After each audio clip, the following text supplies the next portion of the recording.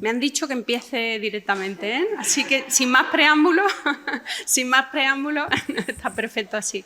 Así no consumimos tiempo. Buenas tardes. Bueno, ya me presentó el vicerrector al principio de la tarde. Soy Pilar Paneque, la directora de ANECA, desde hace unos 2 años y medio. Y estoy encantadísima de estar en esta universidad por distintas razones. Una de ellas porque no había estado nunca. No la conocía, es una de las poquísimas universidades públicas que todavía no conocía.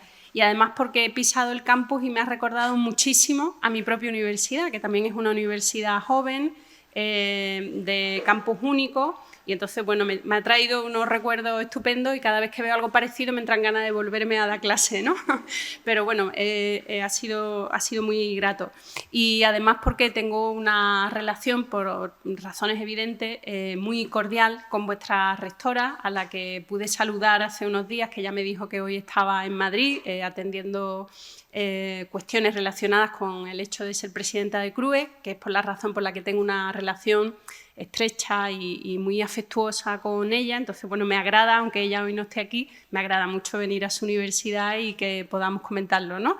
En los próximos días. Así que, de verdad, muchas gracias a la universidad, al vicerrectorado, a la escuela de doctorado y también a Ramón y a Laura, porque han sido las personas que han articulado la invitación y que han tenido la idea de que yo viniera aquí, cosa que me encanta y agradezco mucho.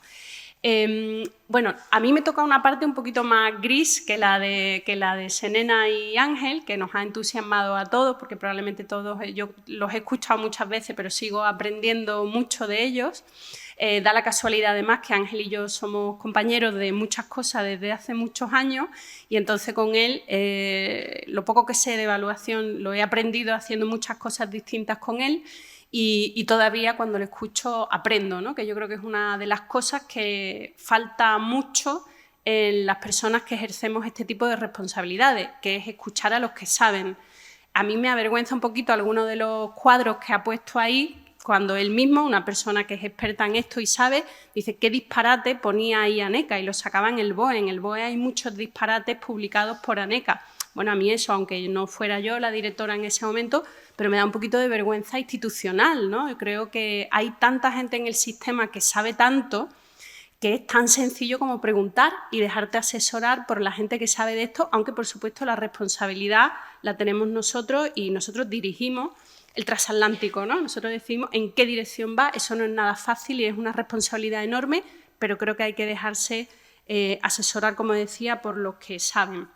Entonces, bueno, yo voy a hacer una presentación un poquito diferente, pero intentando también ser lo más clara posible en los mensajes.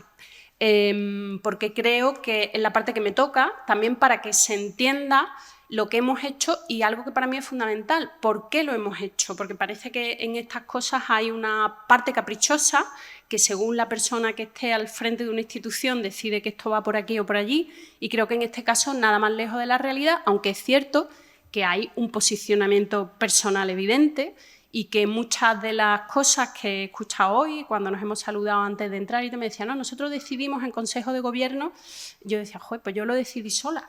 Pues nosotros no tenemos Consejo de Gobierno como tal y además la agencia es autónoma, tiene que serlo, es un organismo autónomo, tiene que ser independiente y por lo tanto yo no puedo ni preguntar.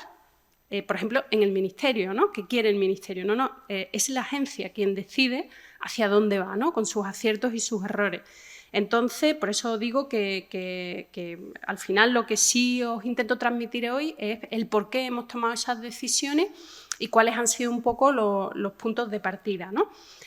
Voy a articular la presentación, que no quiero consumir demasiado tiempo para que podamos dialogar, que creo que puede ser lo más interesante, haciendo una mención muy rápida al nuevo marco, sobre todo porque bueno, estamos en una escuela de doctorado y veo que asiste gente joven que no tiene por qué conocer tanto este debate, ni de dónde veníamos, ni hacia dónde vamos. También para intentar explicar qué hemos hecho nosotros con ese marco que yo me encontré al llegar a la dirección de ANECA, intentar hacer algo de balance, aunque solo llevamos 2 años. Es verdad que yo todo el tiempo que llevo reformando, entonces como estamos todavía haciéndolo, es difícil sacar conclusiones como muy robustas, porque necesitaremos, por supuesto, mucho más tiempo, pero creo que también podemos ya avanzar algunas cosas de cómo está funcionando las reformas y acabar mencionando también asignaturas pendientes, retos que no hay que ocultar, cosas que nos preocupan mucho, a lo que aspiramos sabemos también que no es la panacea, es otra forma de trabajar, lo que no quiere decir que sea una forma perfecta y libre de riesgos, ¿no? Y creo que de eso también tenemos que hablar. Entonces, bueno, esos serán como los grandes temas que me gustaría tratar. El nuevo marco regulador, que al final son las herramientas, los instrumentos con los que tenemos que trabajar los organismos que nos dedicamos a evaluar o a financiar la actividad que desarrollamos en las universidades y los centros de investigación, es conocido por muchos de los que estáis aquí, pero como digo, creo que no está de más recordarlo. En España, justo en el momento en el que yo llegué a la dirección de ANECA, pocos días después se aprueba y entra en vigor una ley orgánica del sistema universitario, eso que conocemos como la LOSU, que se suma a otras reformas que se habían producido o se estaban produciendo en los mismos años, pero que en las universidades tiene un impacto, como podéis imaginaros, enorme, entre otras cosas porque estamos hablando de una ley orgánica, o sea, es el máximo rango que puede tener una norma en nuestro país, pero además porque sustituye a otra ley que tenía ya más de 20 años. En 20 años el sistema universitario ha cambiado muchísimo. Simplemente con que os leáis, y a todos los que estáis empezando en la universidad os lo recomiendo, el preámbulo de la LOU y el preámbulo de la LOSU, vais a ver que estamos hablando casi de 2 siglos diferentes. No parece solo que haya una distancia de 2 décadas o algo más de 2 décadas, sino que es que parece que una es propia del siglo XX y la otra propia del siglo XXI, independientemente de las críticas que le queramos hacer a la LOSU, ¿no? Entonces, esto es fundamental. La llegada de la nueva dirección de ANECA coincide con una nueva ley orgánica que fue muy discutida, muy debatida, muy criticada, como debe ser, como hay que hacer con todas las normas que nos damos, pero es cierto que yo en la LOSU solo podía ver una cosa, que era oportunidad. Era una oportunidad para cambiar todo aquello que no nos encantaba y que la LOSU, según cómo se interpretara, que es lo que pasa con las normas, que luego hay que interpretarlas, podía facilitarnos que el camino que llevaba la agencia fuera por otro lado, sabiendo además que lo que hiciera la agencia iba a ser un elemento tractor de lo que pasara en el sistema, ¿no? Como ha ocurrido con otros movimientos, acertados o no, que haya hecho la Agencia Nacional, igual que otras agencias. Además, a eso se sumaba el hecho de que en el año 2011, lo ha mencionado Ángel, tuviéramos una nueva ley de la ciencia, que fue muy consensuada, que fue reformada en el año 2022, pero yo como universitaria me atrevo a decir que pasó, por lo menos por las universidades, sin pena ni gloria. Yo diría que sin pena ni gloria. Tanto es así que todo el tema de ciencia abierta que hemos comentado y por el que ahora ya por fin se está haciendo una apuesta mucho más fuerte, en 2011 probablemente si nos hubieran preguntado en las universidades, pues nadie sabía que eso estaba en un artículo de la Ley de la Ciencia y que obligaba a todo el profesorado universitario y al personal investigador a hacer una serie de cosas y a hacerlas de una determinada manera. Yo al menos no lo sabía y ya entonces tenía responsabilidades de evaluación importantes, ¿no? Y eso además lo hemos notado porque cuando en la Agencia Nacional hemos activado esos artículos de la Ley de la Ciencia, la gente se ha echado las manos a la cabeza. ¿Qué? ¿Que yo tengo que hacer qué? Bueno, lo tenías que hacer desde 2011. Otra cosa es que no se hiciera la pedagogía suficiente, etcétera. Pero bueno, la Ley de la Ciencia ha sido también, sin ninguna duda, un elemento fundamental y hay varias coincidencias con artículos de la LOSU. Y además, un poco después que la aprobación y entrada en vigor de la LOSU, el Consejo de Ministros, o sea, no estamos hablando de una declaración, estamos hablando de una estrategia que asume el Consejo de Ministras y Ministros del Gobierno de España, se aprueba la Estrategia Nacional de Ciencia Abierta, la ENCA, en la que además la Agencia Nacional tiene una serie de responsabilidades directas, hay unas acciones comprometidas, algunas de las cuales tiene que implementar ANECA. Ese es el marco con el que yo me encuentro al llegar en marzo del año 2023. Y como digo, bueno, aquello impresionaba un poco, pero al mismo tiempo era una oportunidad, ¿no?, enorme que teníamos que saber aprovechar todavía con el anterior Ministerio de Universidades. El contexto era bastante complicado porque recordaréis que en el año 2023 se adelantan las elecciones generales y, todo el calendario de trabajo que nosotros habíamos diseñado para desplegar la LOSU en lo que tenía que ver con el sistema de evaluación de la Agencia Nacional se tiene que acelerar porque a partir de una determinada fecha no se pueden aprobar, por ejemplo, reales decretos. Eso nos hizo correr enormemente con el Real Decreto de Acreditación Estatal, que es otro instrumento, es un instrumento fundamental para decir por dónde va a ir la evaluación de la Agencia Nacional, que lo que hace es aterrizar los artículos de la LOSU que tienen que ver con la evaluación del profesorado universitario funcionario y al mismo tiempo cómo deben funcionar los concursos de acceso de las universidades. Ese Real Decreto, pues, todos los que estáis empezando en la universidad lo deberíais leer, porque ahí está la norma que va a guiar toda nuestra estabilización y nuestra promoción en la universidad, que no es cualquier cosa.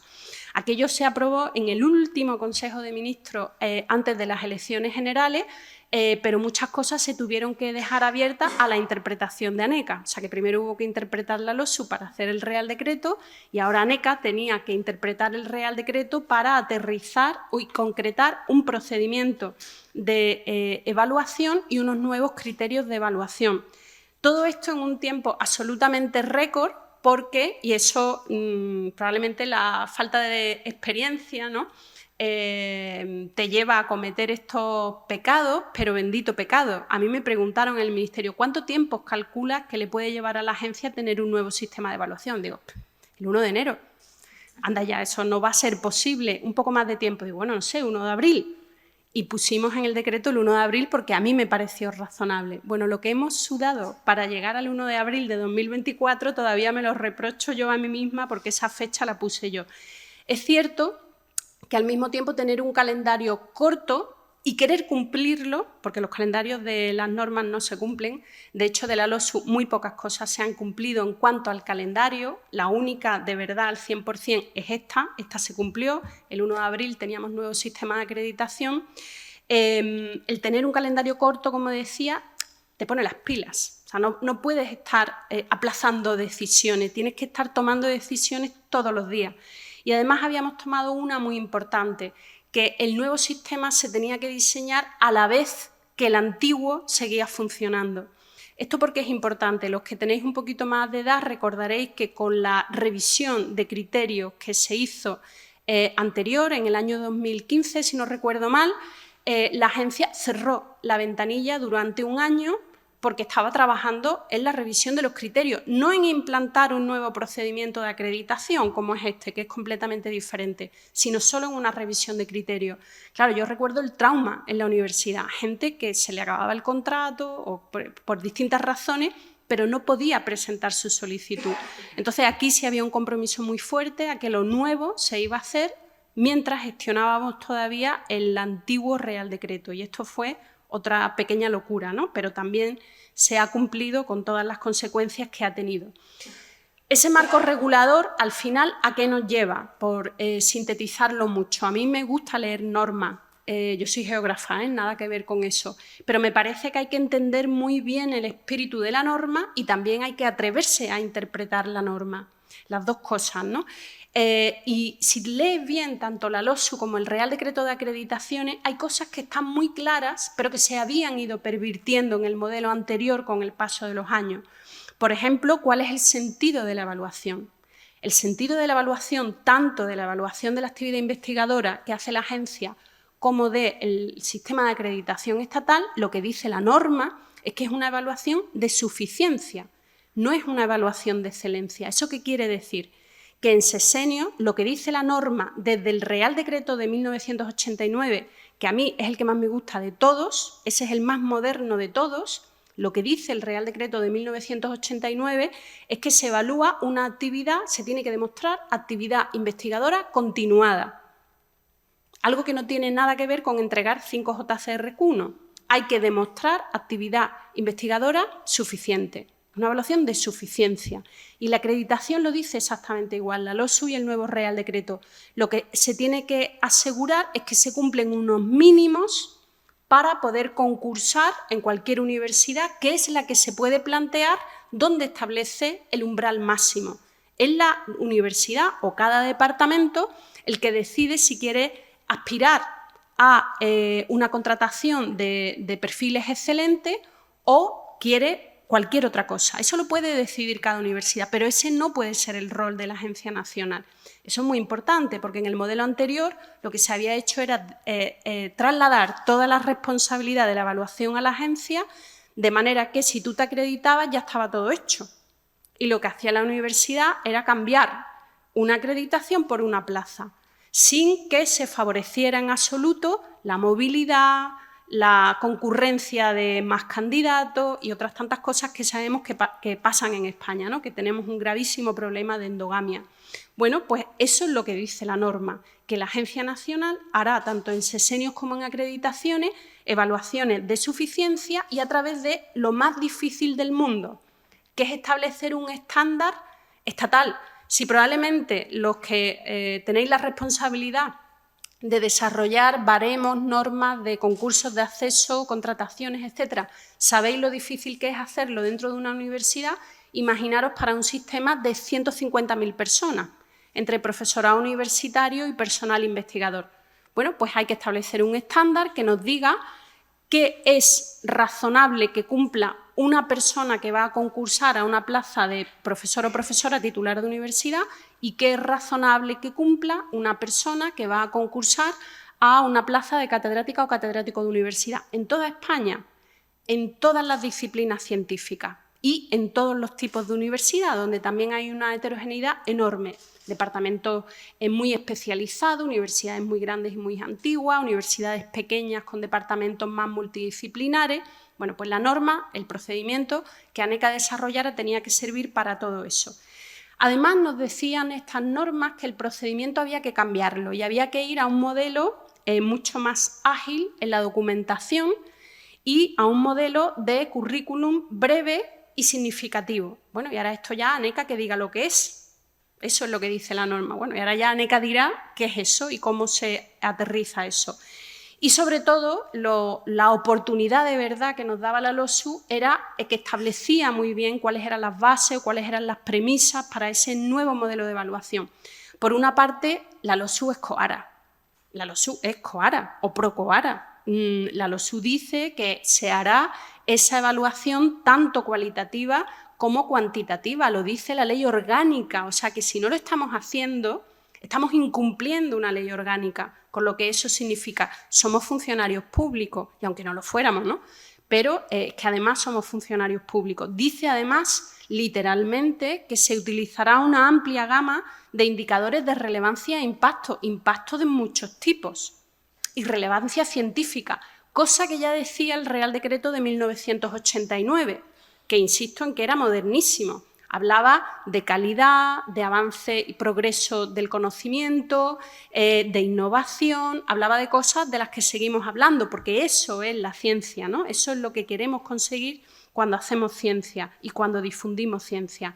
Habla también de hacer un uso responsable de indicadores bibliométricos, es decir, ni la LOSU ni el Real Decreto rechaza el uso de indicadores bibliométricos, todo lo contrario, se utilizarán, pero se utilizarán de manera responsable. ¿Eso qué quiere decir? Que lo interpreta ANECA. Eso quiere decir que no puedes basar una evaluación, especialmente las evaluaciones negativas, desfavorables, en que no tiene un determinado índice H o no tiene un determinado factor de impacto, ¿de acuerdo? No puedes descartar candidatos, solicitantes, simplemente por la argumentación de estos indicadores que sabemos que es como se estaba haciendo especialmente en sesenios de investigación. Dice además que hay que avanzar hacia una evaluación inclusiva, eso sí que puede parecer difuso, que para nosotros es el reconocimiento de la diversidad y de la pluralidad de perfiles, de carreras, de trayectorias muy diversas que existen dentro de la academia y que tiene que ser justa, una palabra todavía más difícil de concretar, ¿no? Nosotros entendemos que es adaptada a las etapas de la carrera, a las nuevas etapas de la carrera universitaria, sobre todo adaptada a esa nueva figura de ayudante doctor, que son solo 6 años después de la defensa de la tesis doctoral, es decir, que a ese umbral, ese estándar que la agencia establezca para las personas que se van a acreditar a titular de universidad, tiene que ser razonable conseguirlo, no en el plazo de 6 años, donde ya tienes que estar cambiando de figura, sino en el plazo, digamos, de 4 años, porque luego te va a llevar unos meses acreditarte y te va a llevar unos meses, en el mejor de los casos, pasar tu concurso de acceso.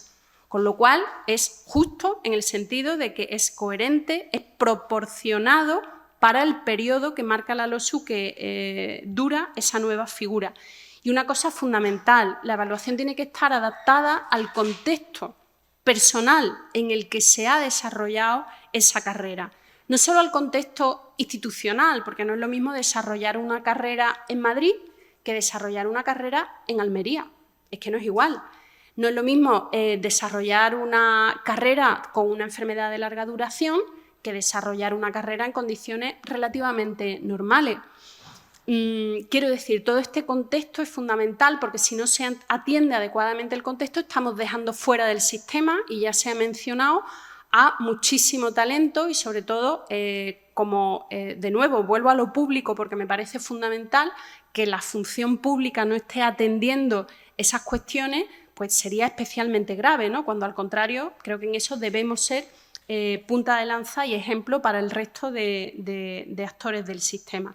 Bueno, esta sería la concreción de lo que dicen todas esas normas. Lo que había que hacer, como quiera que se haga eso y además en un tiempo récord, era esto, era facilitar, diseñar un nuevo sistema de acreditación y de evaluación de la actividad investigadora que respondiera a esto.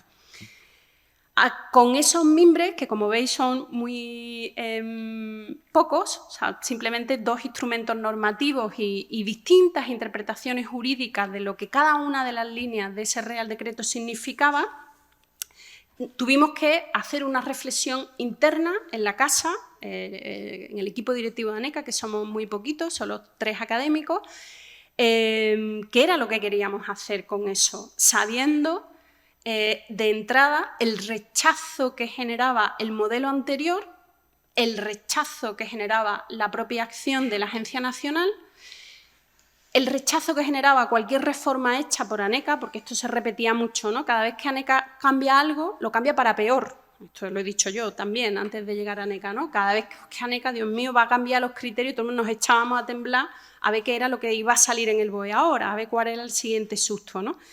Bueno, pues ahora nos tocaba a nosotros decidir qué se iba a hacer y tratar de dirigir la reforma con los mimbres que teníamos. Recuerdo, adelanto de las elecciones generales, gobierno en funciones, no podíamos hacer absolutamente nada que se entendiera como publicidad del ministerio, de la agencia, en fin, todo este tipo de cosas. Teníamos que hacer un trabajo muy silencioso, si es que ANECA puede hacer algo de manera silenciosa. Pero lo que estaba claro es que teníamos que cambiar los 2 pilares fundamentales de la evaluación, las metodologías de evaluación para virar hacia lo cualitativo y los criterios de evaluación. Criterios que, bueno, Ángel ha puesto varios ejemplos, han ido cambiando con los años. De alguna manera creo que lo puedo resumir en que se han ido endureciendo con los años, cada uno utilizará un verbo diferente para eso, ¿eh? Yo creo que lo que ha hecho la agencia es endurecer progresivamente en cuanto a solicitud de producción científica, los ha ido endureciendo.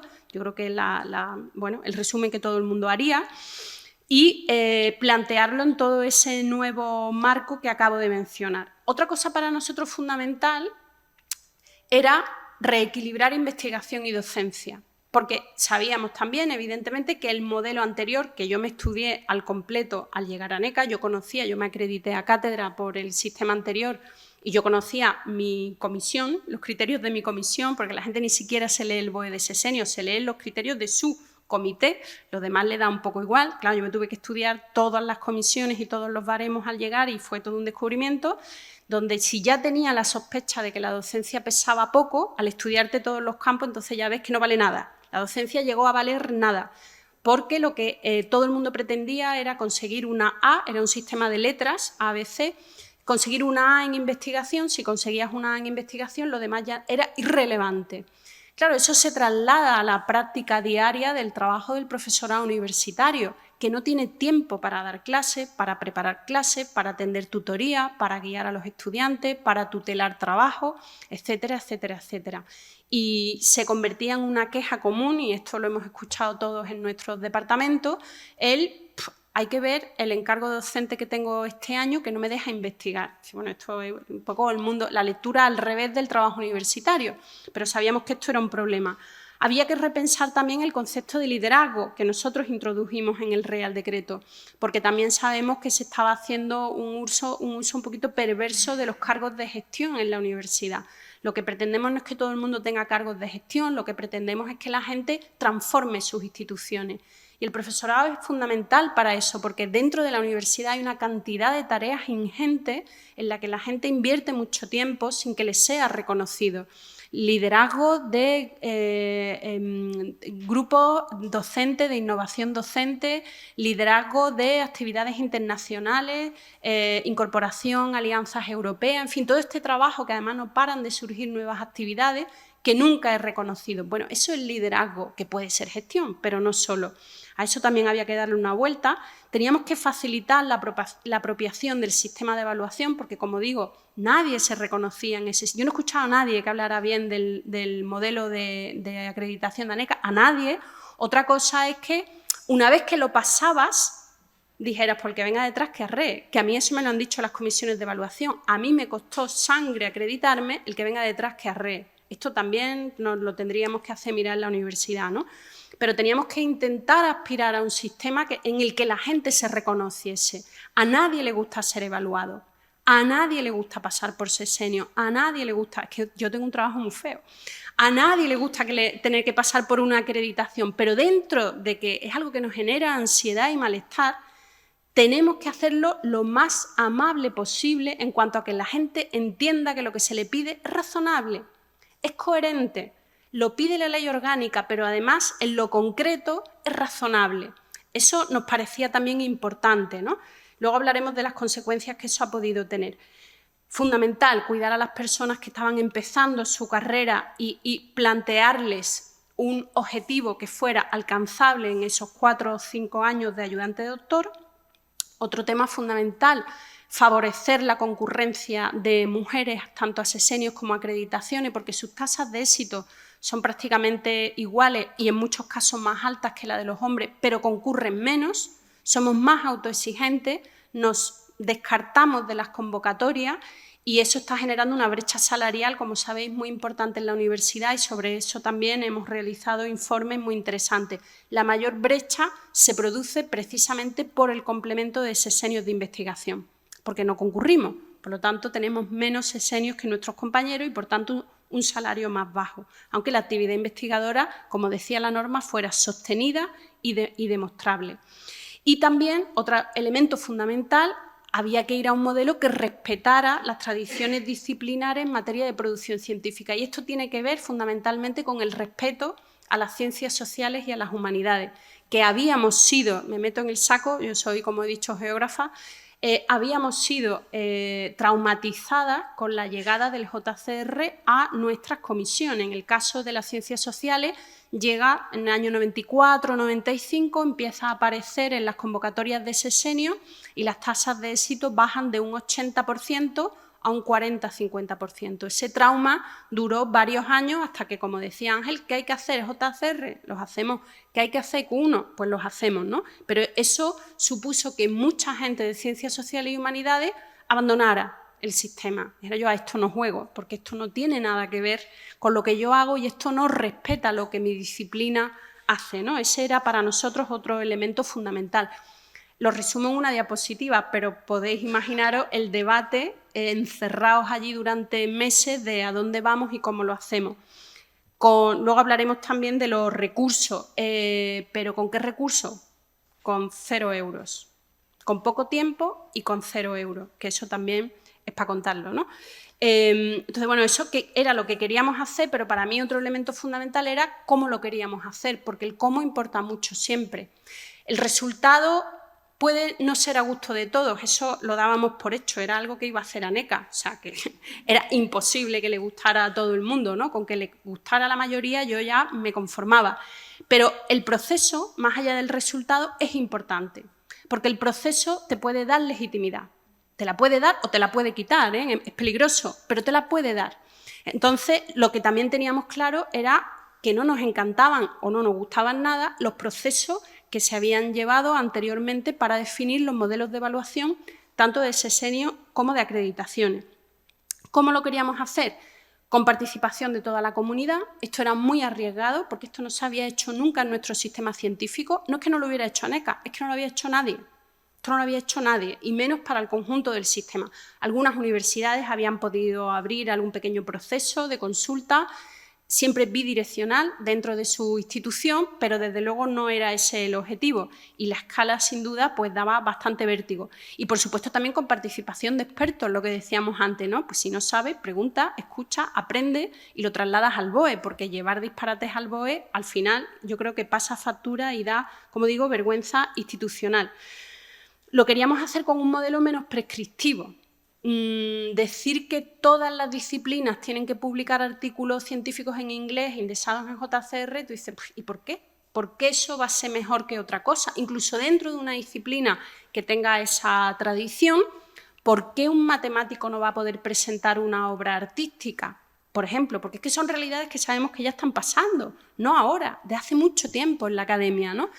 ¿Por qué eso no iba a ser posible? Teníamos que facilitar que la gente se atreviera a presentar otros resultados que no estuvieran directamente ligados a la publicación de artículos. Teníamos que tener un debate interno sobre ética e integridad, para lo que nos falta muchísimo trabajo todavía, pero nos llevó a hacer un nuevo código ético. O sea, en paralelo a que hacíamos el nuevo sistema, estábamos haciendo otras muchas cosas. Por ejemplo, aprobar un nuevo código ético en ANECA que afecta tanto a los trabajadores de la casa como a los solicitantes y, muy importante, a los evaluadores, luego hablaremos de eso, pero también intentar dar alguna directriz no solo de lo que había que hacer, que ANECA siempre decía lo que había que hacer, sino dar alguna señal de lo que estaba en ese momento muy encendido, que era el debate sobre las malas prácticas, ¿no? Esto que llamamos malas prácticas de investigación. Porque la gente nos decía, ¿pero eso qué es? Yo es que no sé si lo que hago es una mala práctica o no, porque en esto lo que hay es una rumorología enorme. Por ejemplo, publicar en la editorial X es fatal, porque esa editorial es predadora. Entonces, pues, ¿eso dónde está? Porque yo preguntaba a los expertos, oye, ¿hay una lista de editoriales que podamos...? No la hay, no existe. Ni siquiera los expertos se han puesto de acuerdo en qué es eso. Y además estamos diciendo que no nos importan las revistas, no nos importan, entendérmelo bien contextualizado, ¿eh? Estamos diciendo que lo que nos importa es la calidad del trabajo, el grado de innovación, lo que aporta al avance del conocimiento, etcétera. Entonces, yo no me voy a meter en un debate de si la editorial X o la Z me gusta más o menos, cuando para mí, sinceramente, todas las comerciales están trabajando exactamente igual, haciendo exactamente las mismas cosas. Yo no consigo ver la diferencia. Pero bueno, si alguien me puede convencer de lo contrario, encantada. Entonces, bueno, todo ese debate interno también lo estábamos teniendo y entonces hemos dado algunas señales con baremos, con documentos, donde decimos lo que en principio no está bien y, por tanto, una comisión podría utilizar para rebajar la calificación final.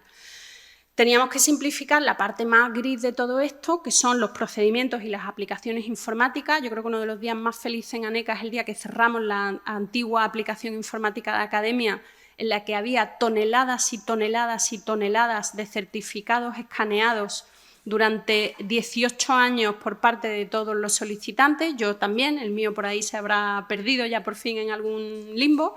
Y desde luego eso tenía que desaparecer. Para eso fue muy importante, y esto también reconozco que fue un empeño muy personal, porque tengo una compañera directora de profesorado que es catedrática de Derecho y yo entiendo que ella tenía mucho más miedo a lo procedimental. O sea, pero es que tenemos que tener evidencia, tenemos que tener documentación, que aquí no va a haber ni un papel.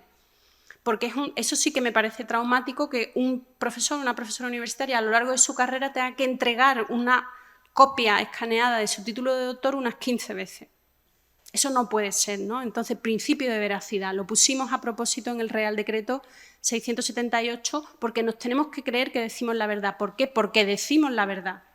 Puede falsear la documentación alguna persona, pero eso ocurre aunque entregue certificado. De hecho, hasta ahora se han encontrado proporcionalmente más casos de falsedad documental con el anterior sistema de acreditación que con el nuevo, porque la gente se sentía tan presionada que era capaz de cualquier cosa. Ahora, como no te voy a pedir los papeles, yo en principio te creo y si en tu currículum hay algo que a la comisión no le encaja, te pediremos la documentación. Y también estamos haciendo petición de documentación al azar. ¿vale? Para comprobar un poco cómo está funcionando el sistema. Pero eso no puede significar que todo el mundo entrega hasta el último papel de aquel primer congreso en el que fue cuando tenía un contrato FPU.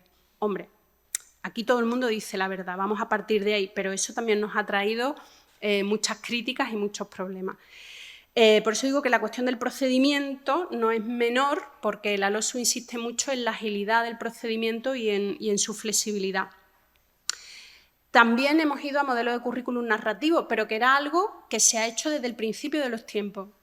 Ya en 1989, que ya se presentan las primeras solicitudes de sesenios de investigación, el modelo era exactamente el mismo que el de ahora, no se ha cambiado nunca. Había que presentar un resumen, como hacemos siempre en sesenio, y unos indicios de relevancia e impacto.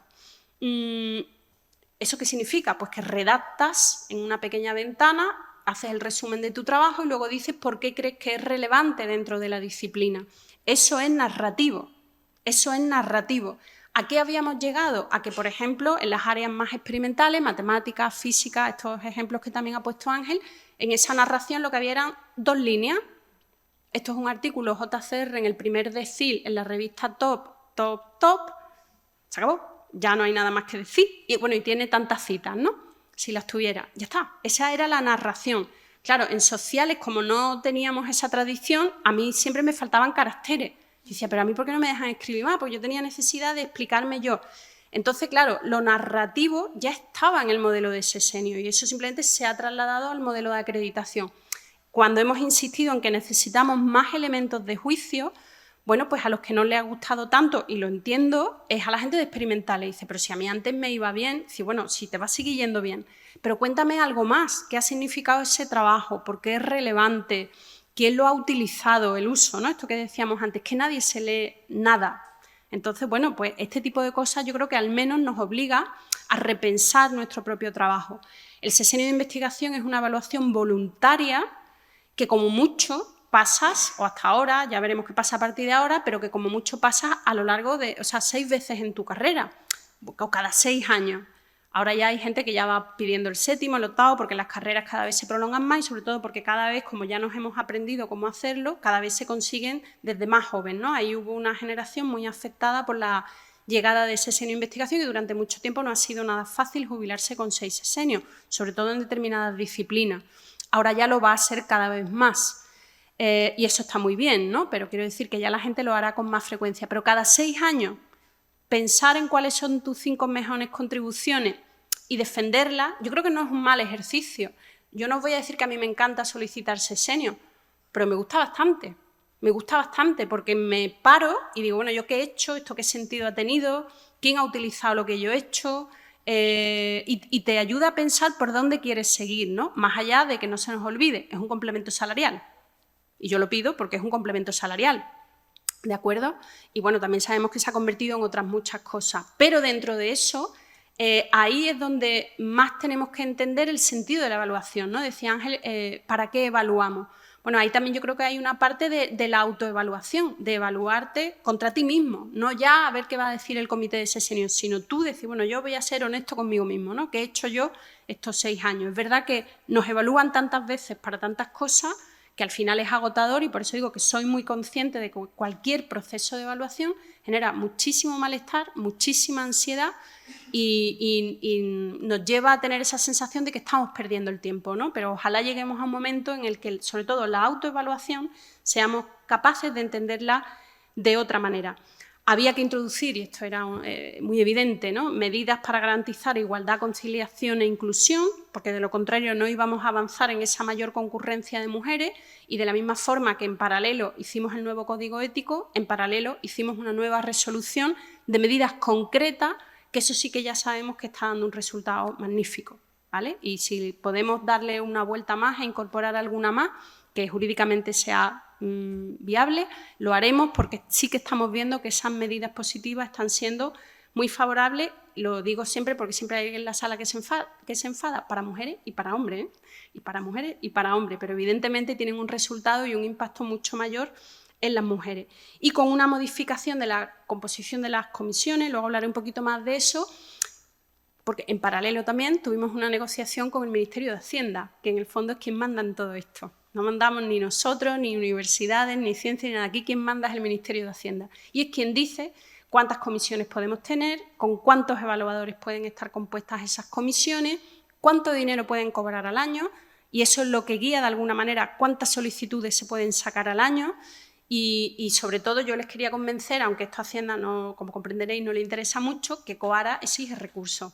El modelo Coara, lo llamo así para simplificar, exige recursos, lleva más tiempo, es más cualitativo. Ponemos a trabajar de verdad a los evaluadores, no a contar palotes, no a contar terciles, sino que los ponemos a hacer una evaluación de verdad de carácter cualitativo. Y que eso lleva tiempo. Bueno, esa negociación con Hacienda yo creo que fue bastante bien, teniendo en cuenta el contexto de cambio de gobierno, y nos aprobaron un número mayor de comisiones, pasamos a 30, con un número mayor de evaluadores, ahora en acreditación son unos 650, y eso ayuda, pero ahora veremos también que también crecieron mucho las solicitudes, ¿no? Y por tanto todavía no se ha notado tanto como nos hubiera gustado ese crecimiento de las comisiones, pero estoy segura en que en muy poco tiempo se notará más.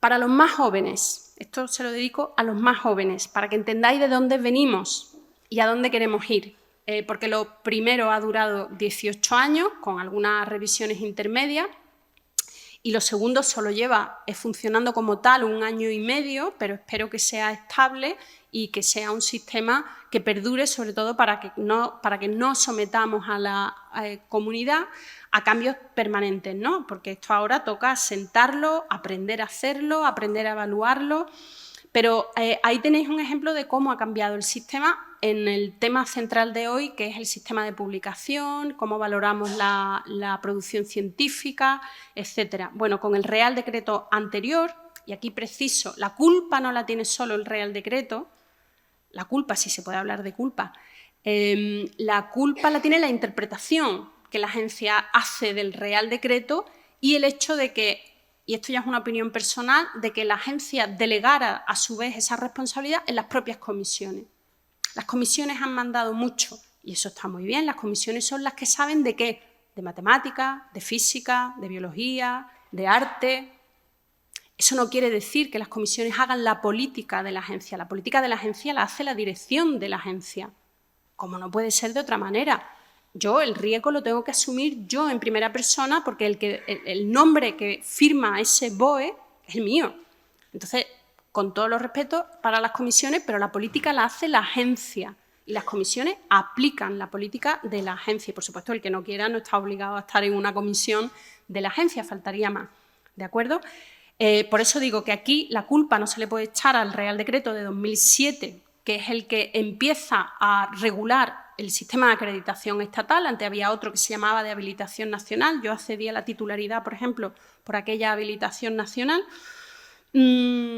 Hay un área, os pongo el ejemplo más extremo para que veáis el modelo. Hay una comisión que establece que para llegar a esa A en investigación había que tener para acreditarse evaluación de suficiencia y estándar para todo el Estado, 150 artículos JCR, de los que 120 tenían que estar en el primer tercio. Esto es química, si a alguien le interesa, esto es química. Y para la titularidad había que tener hasta 60 artículos JCR, de los que 40 tenían que estar en el primer tercio. Con esto te acreditabas y con esto automáticamente la universidad convocaba la plaza, que era tu plaza, aunque no lo podía poner así en la convocatoria, ¿vale? Era un acreditado, una plaza. Me gustaría tener estadísticas de cuántos acreditados no sacaron la plaza. No sé si esas estadísticas lo sabréis mejor en las universidades, no sé si esas estadísticas existen, pero creo que serían muy interesantes para ver cómo funcionó, ¿no? Mientras que con el Real Decreto 2023, de nuevo, no con el Real Decreto, que no entra en este detalle, sino con la interpretación que la agencia ha hecho del Real Decreto y con la decisión que toma la dirección para las 30 comisiones de acreditación, aquí cada comisión no se va a hacer un baremo, y luego si queréis hablamos de lo difícil que esto está siendo, se van a entregar como máximo 15 contribuciones, no artículos. Contribuciones. ¿Qué tipo de contribuciones? Las que cada uno decida que son sus mejores contribuciones de su actividad investigadora. ¿Serán artículos o no? ¿Serán artículos? ¿Serán libros? ¿Serán capítulos de libros? ¿Será proyecto arquitectónico? ¿Será creación artística? ¿Será lo que el candidato o la candidata decida que mejor representa su carrera y, lógicamente, queriendo ganar, lógicamente, la acreditación, sus 15 mejores, ¿vale? Como mucho.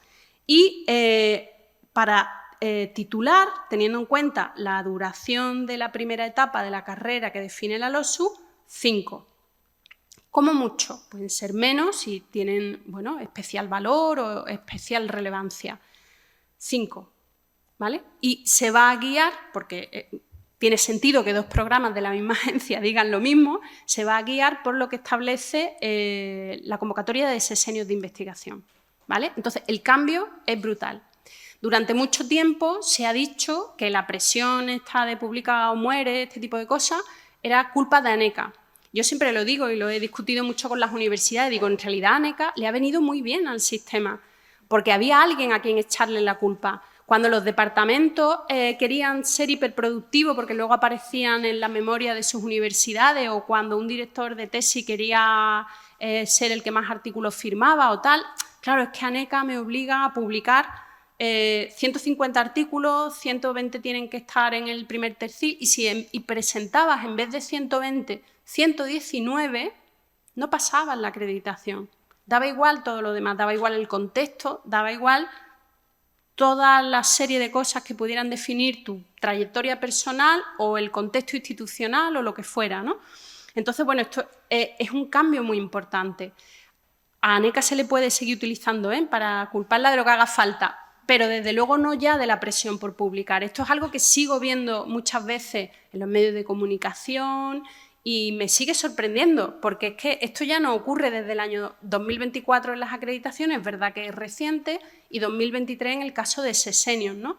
Entonces, es muy importante que se entienda no tanto el cambio de criterios en lo concreto, sino el espíritu tan diferente, ¿no? Que me parece importante, el espíritu tan diferente con el que se plantea la evaluación, de qué es la evaluación, para qué estamos evaluando, cómo se plantea este proceso, con qué objetivo. Todas estas cuestiones, si queréis, más conceptuales, me parecen muy importantes y que merecen también un debate en el sistema. ¿Cómo se desarrolla esto? Pues en un contexto de muchísima incertidumbre. Por el hecho de que nosotros diseñemos criterios nuevos, impulsemos nuevas metodologías de evaluación, intentemos darle más peso a la docencia, repensemos el liderazgo, en fin, todo esto que suena muy bien, pero la realidad es que la gente estaba nerviosísima, pues como ha estado cada vez que ANECA ha cambiado o ha revisado los criterios. No digamos ahora que, insisto, no era una mera revisión de criterios, era un cambio radical de todo el procedimiento, porque también teníamos un contexto nuevo con la LOSU. Ese nerviosismo, esa tensión que había en el sistema, nosotros solo podíamos contrarrestarla con dos cosas. Una, evidente, con información. Estábamos todo el día sacando notas, publicando notas de qué estábamos haciendo, cómo iba el procedimiento. Lo seguimos haciendo, publicando, como sabéis, todas las semanas cuál es el trabajo de las comisiones, cuánto trabajo hay pendiente, publicando los plazos, etcétera. O sea, intentando dar más información que nunca de lo concreto, de cómo va mi comisión, que al final es lo que lógicamente a la gente le interesa, pero también con ese proceso de participación que os comentaba, que era absolutamente inédito en nuestro sistema. Lo hicimos por primera vez en el otoño de 2023 para debatir los nuevos criterios del sesenio de investigación, que es una convocatoria que tiene ya 35 años y cuyos criterios nunca han sido debatidos más allá de los propios comités de sesenio. Y claro, aquello fue como que ANECA está preguntando que cuáles van a ser los criterios. Entonces, bueno, tuvimos más de 600 aportaciones, pocas me parecieron, pero luego ya de una manera más sistematizada creamos con Decidim una plataforma de participación y deliberación interna en ANECA para el proceso de acreditación, que sabíamos que realmente era lo que le preocupaba a la gente, y ahí tuvimos 3.000 aportaciones. La tensión era evidente no solo por este deseo de manifestarse sobre un borrador inicial que publicamos, borrador que fue trabajado y acordado con las comisiones, pero siempre con el enfoque y la dirección que nosotros le queríamos dar, sino también por la agresividad que percibimos en ese proceso, porque decimos muchas veces que no tenemos mucha cultura de la evaluación, pero también nos falta mucha cultura de la participación. Entonces, cuando por primera vez una agencia te pregunta qué te parecen los criterios con el compromiso de que se cambiarán una vez escuchada la comunidad, como así fue, salió hasta un titular en el periódico, ANECA escucha, digo, pues claro, si no, no hacemos esto, ¿no? Pues la verdad es que la agresividad con la que mucho profesorado se dirigió a nosotros fue tremenda, ¿no? Yo tengo correos incluso que me llegaron a la cuenta de la universidad, que es el correo público que todo el mundo encuentra.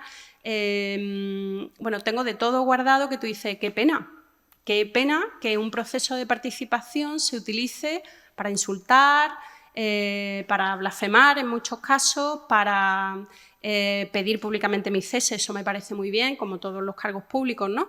Pero me resultó un poquito doloroso el que ese proceso participativo no hubiera sido un poquito más constructivo. Afortunadamente, en muchos casos lo fue y recibimos aportaciones valiosísimas, y no hay ninguna duda de que tanto lo que se publicó en el BOE para sesenios de investigación como los nuevos criterios de acreditación estatal han sido mucho mejores gracias a ese proceso. Y yo le agradezco muchísimo a toda la gente que participó, que trabajó documentos, que nos mandó ejemplos de cosas que se hacían en otros países, situaciones particulares de profesorado con discapacidad. Bueno, aprendimos muchísimo de todo ese proceso, pero de verdad que creo que hace falta una reflexión sobre, que también entiendo el grado de frustración tan alto que hay en nuestro sistema, pero cómo se descarga en estos momentos que me pareció especialmente inoportuno porque estábamos intentando construir, ¿no? Pero bueno, es solo un comentario que me parece importante estando en una universidad y probablemente algunos de los que estuvisteis aquí participasteis seguro que para construir. ¿Qué pasó? Pues que toda esta situación de nerviosismo hizo que sí, en el año 2022, justo el año anterior a mi llegada a ANECA, hubo 4.500 solicitudes de acreditación.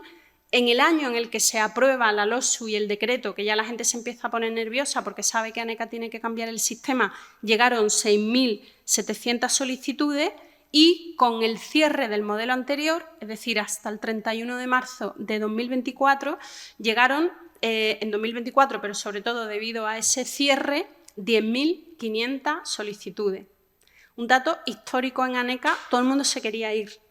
Todo el mundo se quería ir, los técnicos se querían ir, las comisiones, o sea, tuvimos muchísimas renuncias, la gente decía, eso es inasumible y sobre todo no nos lució el haber conseguido con Hacienda 30 comisiones, 650 evaluadores, porque 10.500 solicitudes a la vez que hacíamos todo el trabajo de puesta en marcha del nuevo sistema, diseño curricular, desarrollo de las aplicaciones informáticas, etcétera, pues se estaban dando los dos procesos al mismo tiempo.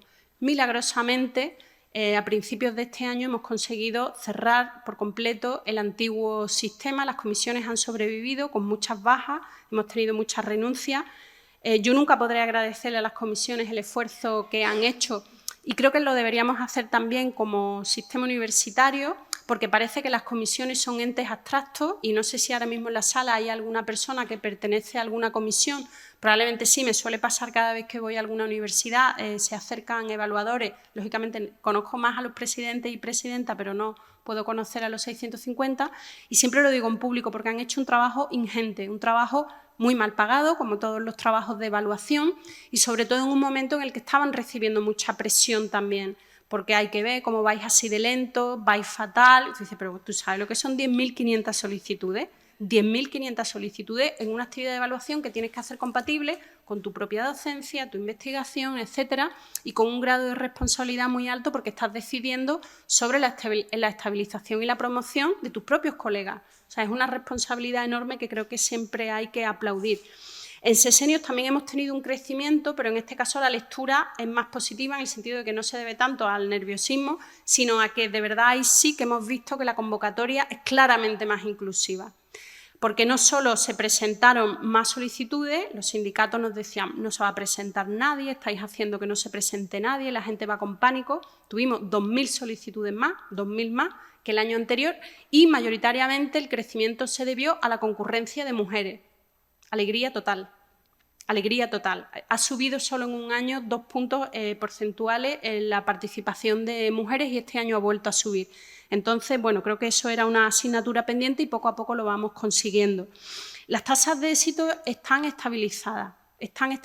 Necesitamos más tiempo para las acreditaciones, pero en cátedras están prácticamente iguales, en titulares están pasando cosas raras, eso es cierto, pero porque están concurriendo personas muy mayores que eran contratados doctores o similares que habían dado por perdida la acreditación y se están presentando ahora de nuevo. Entonces tenemos como perfiles que dentro de poco no serán los propios, una vez que salgamos de ese pico también extraño, no serán los propios de concurrir a una acreditación para titular, pero las tasas de éxito están estabilizadas sin que evidentemente se haya dado ninguna indicación, porque los expedientes van saliendo como van saliendo, pero yo creo que eso es una buena señal de que no ha pasado nada, ni para bien ni para mal, y eso, como decía, hay una mayor concurrencia de mujeres y una mayor concurrencia de perfiles multidisciplinares e interdisciplinares, y reconozco que como mi trayectoria es esa, pues también tuve mucho empeño en que tanto en sesenios de investigación como en acreditaciones hubiera una cosa que nombramos Comisión Cero, específica para personas que no se sintieran cómodas evaluándose en una disciplina particular de las clásicas, porque además las de sesenios son especialmente clásicas, porque vienen de los años 80. En acreditaciones como son 30 tenemos más juego y podemos ir modificándola.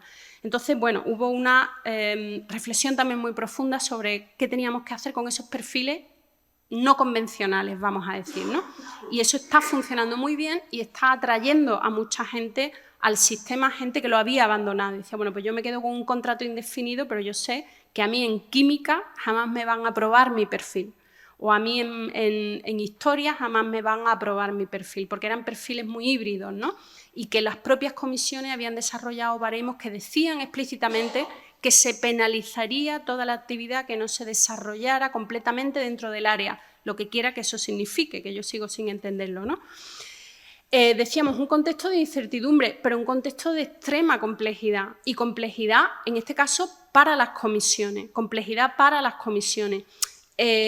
la parte del nerviosismo de los solicitantes es evidente, fácil de entender, pero es más desconocido la parte de evaluación, que para nosotros es, son nuestros pies y nuestras manos, ¿no? Sin eso no podemos funcionar. Las comisiones necesitaban también ser repensadas en cuanto a su composición y en cuanto a su funcionamiento. Aquí hacía falta que las comisiones, más allá de que fueran públicas y de que todo su currículum también fueran públicos, que esto es algo esencial, quién me está evaluando, esto es esencial, fueran equilibradas, que en muchos casos no lo eran, que hubiera representación, diversidad territorial, de áreas de conocimiento, diversidad de edades, de cohortes, eso es muy importante, y por supuesto también equilibrio de sexo, algo que es especialmente difícil en algunas disciplinas. En todas las comisiones hemos incorporado especialistas en evaluación multidisciplinar e interdisciplinar, al margen de la creación de la Comisión Cero, porque también pueden llegar estos perfiles en una comisión tradicional, especialistas en evaluación con perspectiva de género, en la que todavía tenemos que hacer un esfuerzo mucho mayor, tanto en formación para los solicitantes como para los evaluadores, por supuesto con todas las comisiones, a la vez que toda esta gestión que os he comentado, hemos estado haciendo formación en COARA y formación en nuevas métricas, en alguna de ellas ha participado el propio Ángel, por ejemplo, y él ha sido, consciente del grado de conocimiento que tienen las comisiones, que es muy desigual y es fundamental enseñarles algo que vaya más allá del factor de impacto o del índice H, porque es con lo que han estado trabajando durante muchos años. Hemos hecho una política muy fuerte de control y de conflictos de interés, porque ahí está una de las claves para que la gente se sienta segura yendo a una determinada comisión, y el sistema es muy garantista, y si una comisión hace algo que tú consideras impropio, tienes varios filtros más. Otra cosa es que el proceso sea doloroso, desgaste, lleve mucho tiempo, esto lo sabemos, pero el sistema es garantista y muchas personas ganan su acreditación o su sesenio por recursos, y yo me alegro mucho de firmar recursos a favor del solicitante porque significa que el proceso funciona, tiene garantía. Es muy importante entender que todas las solicitudes las evalúan 2 personas distintas y, además, una vez decidido por esas 2 personas cuál sería la evaluación, se lleva a una sesión colegiada y el conjunto de la comisión tiene que estar de acuerdo con esas evaluaciones. Creo que eso también tiene que servir para que reste un poquito de peso a esa rumorología, ¿no? Que dice que ahí está fulanito que va a por mí. Bueno, eso puede pasar, se puede recusar en lo primero, se puede recusar, como en todas las evaluaciones, a personas de la comisión, pero además tiene que quedar claro que la decisión es de comisión, la decisión no es nunca de una persona. Por supuesto estamos trabajando mucho los informes de motivación, porque ya no se puede poner, no se acredita porque no tienen los 150 JCR de los que 120 son tercil 1, eso era fácil de motivar, ahora la motivación tiene que estar mucho más trabajada y ligada a esa valoración cualitativa. Hay una rotación periódica, una rotación alta de las comisiones, de manera que nadie se haga dueño de la comisión o dueña. Como digo, una supervisión muy estrecha de la dirección de la agencia en el cumplimiento estricto del código ético, y ya hemos hecho varios expedientes de separación de vocales, que es el punto al que nunca queremos llegar, pero si hay malas prácticas en la evaluación, que las hay igual que las hay en la investigación, las hay en la evaluación, o hay un incumplimiento manifiesto del código ético, se abre un proceso muy doloroso también, un expediente de separación, y esa persona queda fuera de la agencia. ¿De acuerdo? Esto ha sido un proceso tremendo, muy complejo. Estamos hablando de 650 personas para acreditaciones y unas 150 200 para sesenio. Entonces, alinear el trabajo de tantas personas con tantas visiones diferentes no es sencillo. Y luego también hemos necesitado desarrollar instrumentos muy concretos, esto de los baremos, ¿no? A la gente le encanta decir, bueno, pero esto ¿cómo me lo vas a evaluar? Yo quiero un baremo, yo necesito un baremo. ¿Por qué? Porque veníamos de esa tradición de que aquí todo el mundo se sacaba su baremo, el baremo de química, el baremo de matemáticas, el baremo de historia, el baremo de ciencia de la educación, el baremo de tal. Bueno, aquí es que ANECA ya solo tiene un baremo.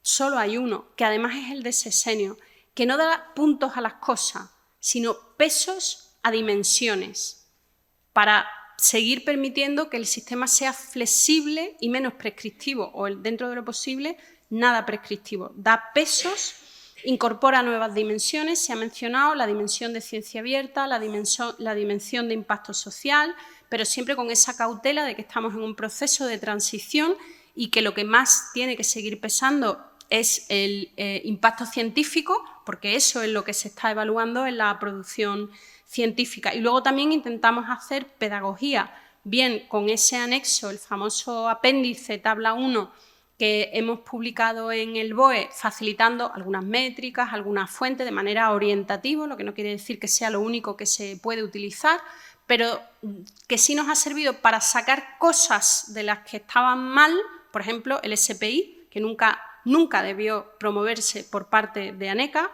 y otros indicadores también, pero sobre todo para avisar de qué cosas pueden reducir la calificación, la nota final.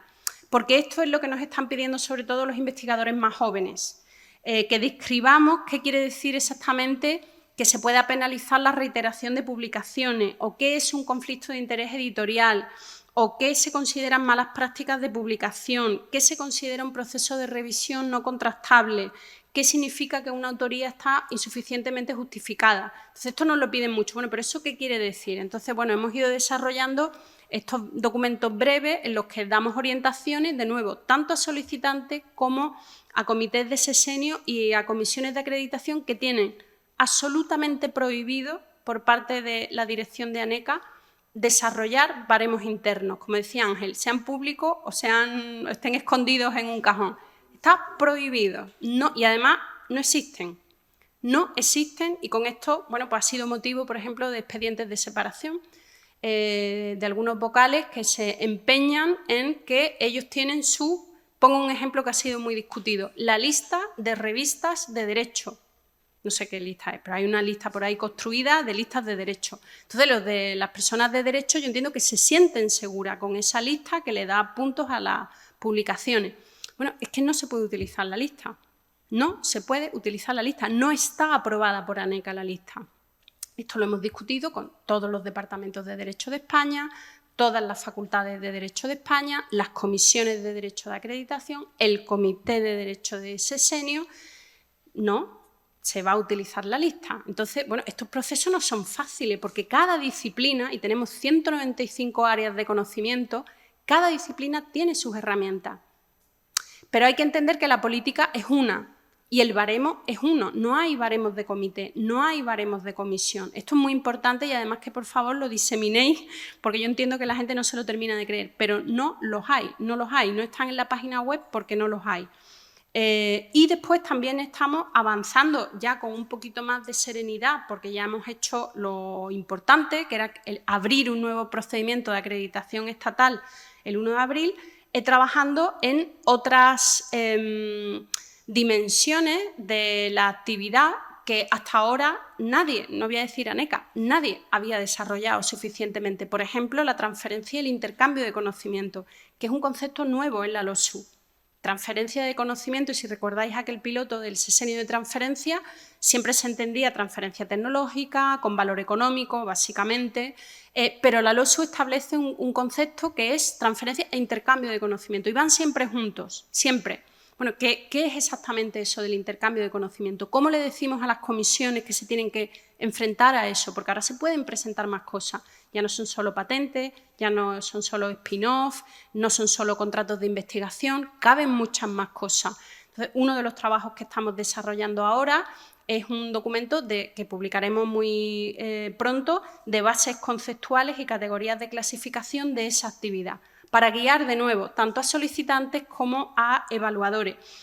Hicimos este documento ya a finales de 2024, hemos estado 6 meses discutiéndolo con muchos agentes del sistema, por supuesto con todas las universidades articuladas a través de CRUE, para que también nos hagan aportaciones y lo vamos a publicar, si todo va bien, este mes de octubre. Bueno, esa era otra pata que le faltaba al sistema. Nadie ha desarrollado conceptualmente qué es o qué debe evaluarse cuando hablamos de transferencia, insisto, e intercambio de conocimiento, que ahí viene lo más difícil, porque es sobre lo que menos experiencia tenemos.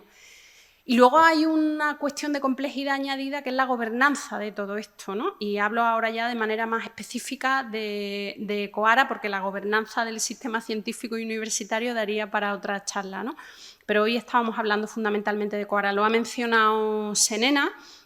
Nosotros hicimos, lógicamente, después de adherirnos, nuestro plan de acción que ya estamos ejecutando. El plan de acción, para los que no lo conozcáis, es un compromiso. Hay una serie de acciones con un calendario, unos recursos y unos responsables que la institución se compromete a ejecutar para haber modificado su modelo de evaluación de aquí a 2028. Claro, nosotros hemos empezado la casa por el tejado. Primero hemos cambiado el modelo de evaluación porque así nos lo dictaba la ley y ahora estamos haciendo el plan de acción que nos va a servir para revisar, mejorar en el plazo que establece este plan. Y además lo hemos ligado estrechamente al nuevo plan estratégico de ANECA, que si todo va bien aprobaremos este viernes en el Consejo Rector de ANECA. Es decir, es un compromiso que está absolutamente inserto en la casa, en toda la actividad de la casa. Luego también hay un compromiso interinstitucional, no me detengo porque lo ha explicado Senena con el capítulo nacional y lo que ahí se está produciendo. Hubiera sido maravilloso que primero trabajara el capítulo nacional y al final ANECA hiciera sus reformas. Bueno, de nuevo esto ha sido un poco al revés y por eso es verdad que somos conscientes de que lo que ha hecho ANECA es lo que está impulsando fundamentalmente el cambio del resto de las instituciones de nuestro país. Y luego hay un compromiso internacional, no solo con la pertenencia, como ha dicho Senena también, al Steering Board de COARA, a través de nuestra compañera Irene Ramos, que se presentó a las elecciones porque pensamos que estábamos haciendo un trabajo tan importante ahí que queríamos estar en la Junta Directiva, sino además porque hemos participado en la convocatoria de financiación de COARA y nos han concedido un proyecto de experimentos pilotos. Otra cosa que hubiera sido maravillosa hacer antes de la reforma, ¿no? Vamos a hacer pilotos sobre metodología, sesgos en la evaluación, etcétera, pero de nuevo habrá tiempo cuando haya que ajustar el modelo. De hecho, el Real Decreto establece que cada 3 años se podrán hacer pequeños ajustes, pues todo esto es un proceso de aprendizaje, ¿no? Pero al mismo tiempo esto le da más complejidad porque estamos avanzando junto con otras instituciones y junto con otros países, ¿no? Y estamos dentro de ese debate que no es estatal, sino que es internacional. Y acabo con retos pendientes. Decía, ¿no?, que también hay que contar aquello que no nos satisface tanto. Yo estoy contentísima con el sistema nuevo, ¿eh? Yo ahí tampoco estoy encantada con el sistema nuevo, estoy orgullosísima de lo que hemos hecho, teniendo en cuenta, como decía antes, que lo hemos hecho a coste cero. A coste cero y en un tiempo récord. ¿Que se podía haber hecho mejor? Seguro, si me hubieran dado recursos lo bordo. Pero sin recursos, pues hasta aquí podemos llegar, ¿no? Porque eran muchas preocupaciones y muchas actividades en paralelo, desde la aplicación informática hasta la negociación con Hacienda, los sindicatos mandándome cartas y no sé, o sea, yo creo que tenemos que estar muy contentos y además no solo como agencia nacional, sino como sistema, creo que tenemos que estar muy contentos de lo que hemos hecho, porque al final es un trabajo colectivo y así lo entiendo, ¿no? Pero necesitamos recursos. O sea, de aquí en adelante, para que esto funcione bien, necesitamos recursos, y esto se lo he dicho siempre a vuestra rectora, a Eva Alcón, como presidenta de CRUE, cuando ella, con toda la razón, reclama la financiación que merecemos como sistema universitario y que se compromete en la LOSU, le digo, Eva, no te olvides que ANECA es sistema universitario. Claro, el sistema es mucho más complejo que la suma de las 96 universidades. En el sistema hay otros agentes que no se pueden quedar atrás, porque si las universidades siguen aumentando su actividad, algo de lo que yo solo me puedo alegrar. Yo llevo 25 años en la universidad pública en mi vida, pero al mismo tiempo las agencias tenemos que poder acompañar esos procesos. Ahora estamos con títulos conjuntos de alianzas europeas, se nos viene encima el sexenio de transferencia, o sea, cada vez tenemos también otros elementos, y para que las agencias podamos hacer un trabajo a la altura de lo que se espera de nosotros, necesitamos recursos, ¿no? Entonces yo también reclamo mi 1% de lo que sea que nos van a dar para todo el sistema, y que no se nos olvide que el sistema somos todos.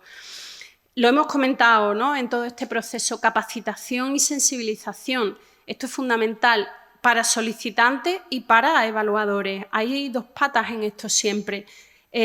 Control de sesgos en la evaluación, no solo sesgos de género, que son probablemente los más graves también, ¿no?, por la desigualdad que genera, sino sesgos de muchos tipos,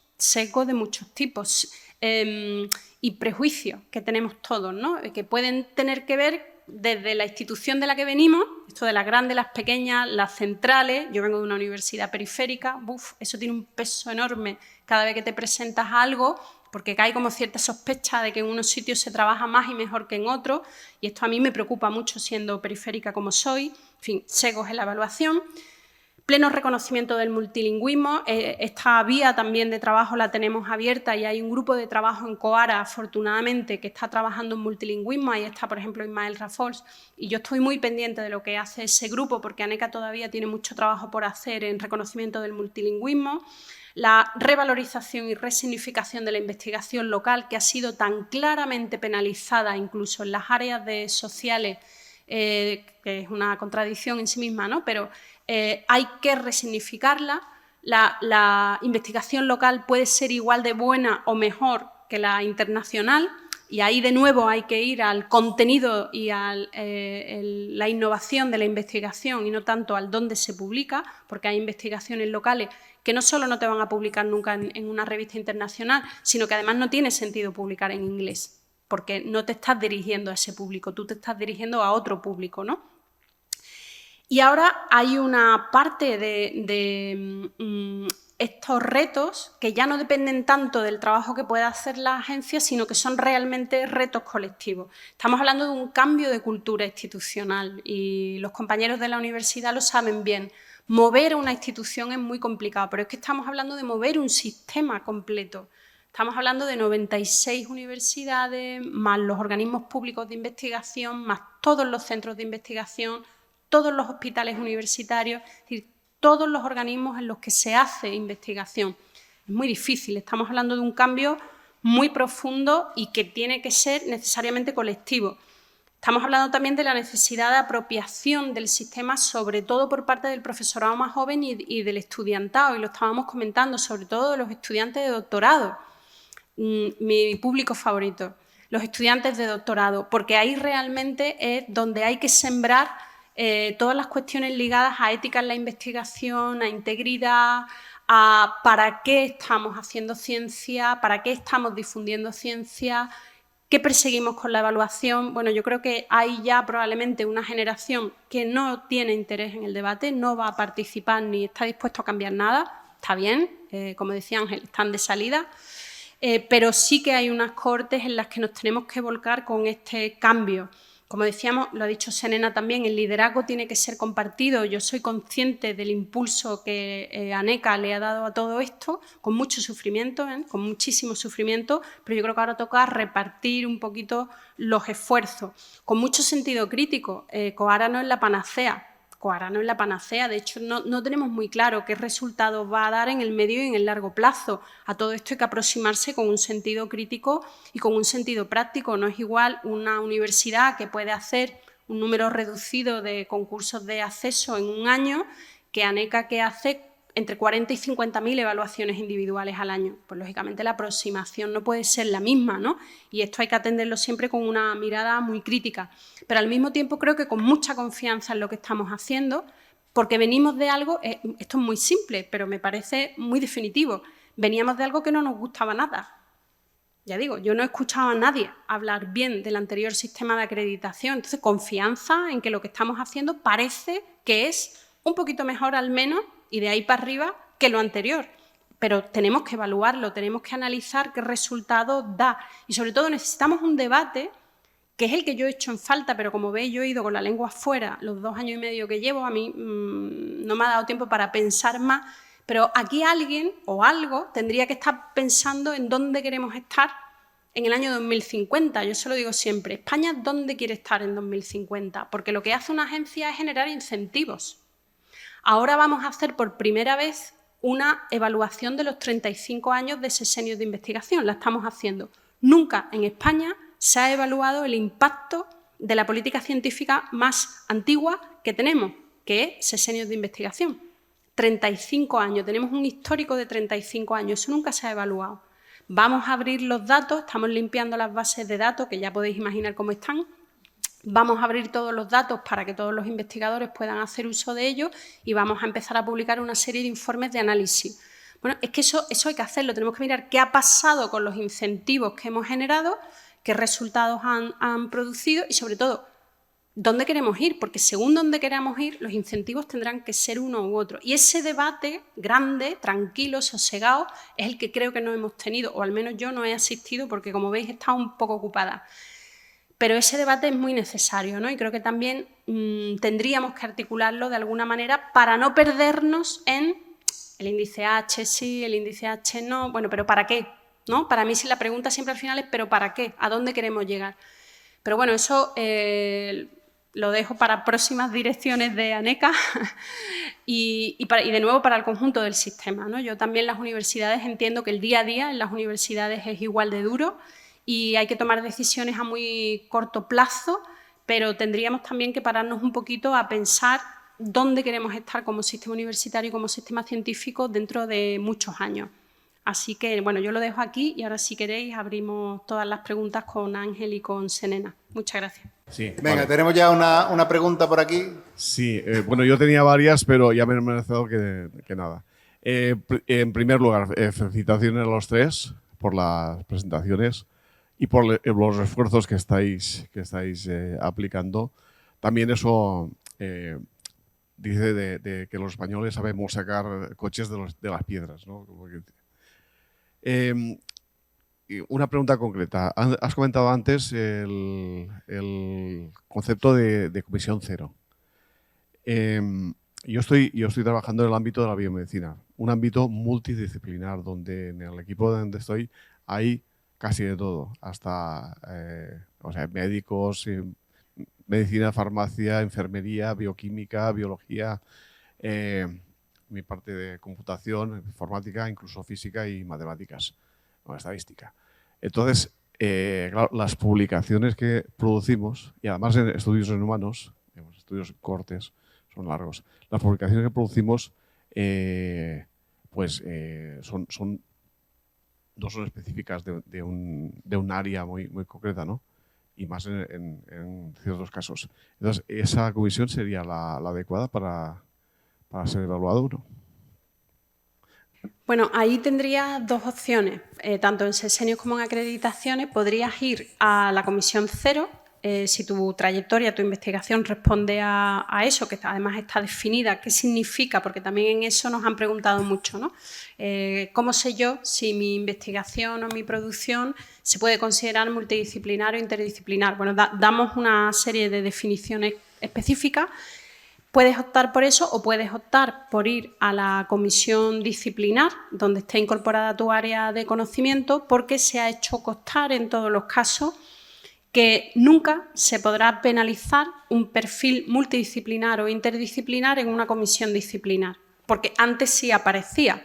Se explicitaba en algunas comisiones, por ejemplo, en económica, se explicitaba que si se presentaban trabajos que no se desarrollaran o que en ese caso no se publicaran en revistas estrictamente de la categoría de ciencias económicas, se penalizaba. De la misma forma que si se publicaba algo que no estuviera en inglés, automáticamente se penalizaba. O sea, ni siquiera se miraba, no se evaluaba. Entonces, ahora eso afortunadamente se hace constar en el sentido contrario. Se valorará positivamente las aportaciones de carácter multidisciplinar e interdisciplinar en cualquier comisión.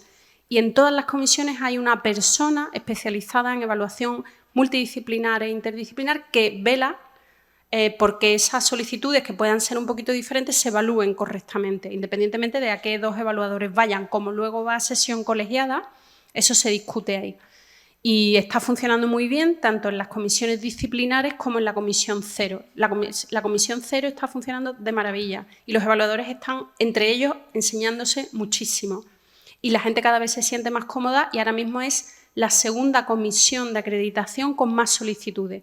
La que tiene más solicitudes es lenguas modernas, creo que llamamos, filologías modernas o lenguas modernas, perdonadme.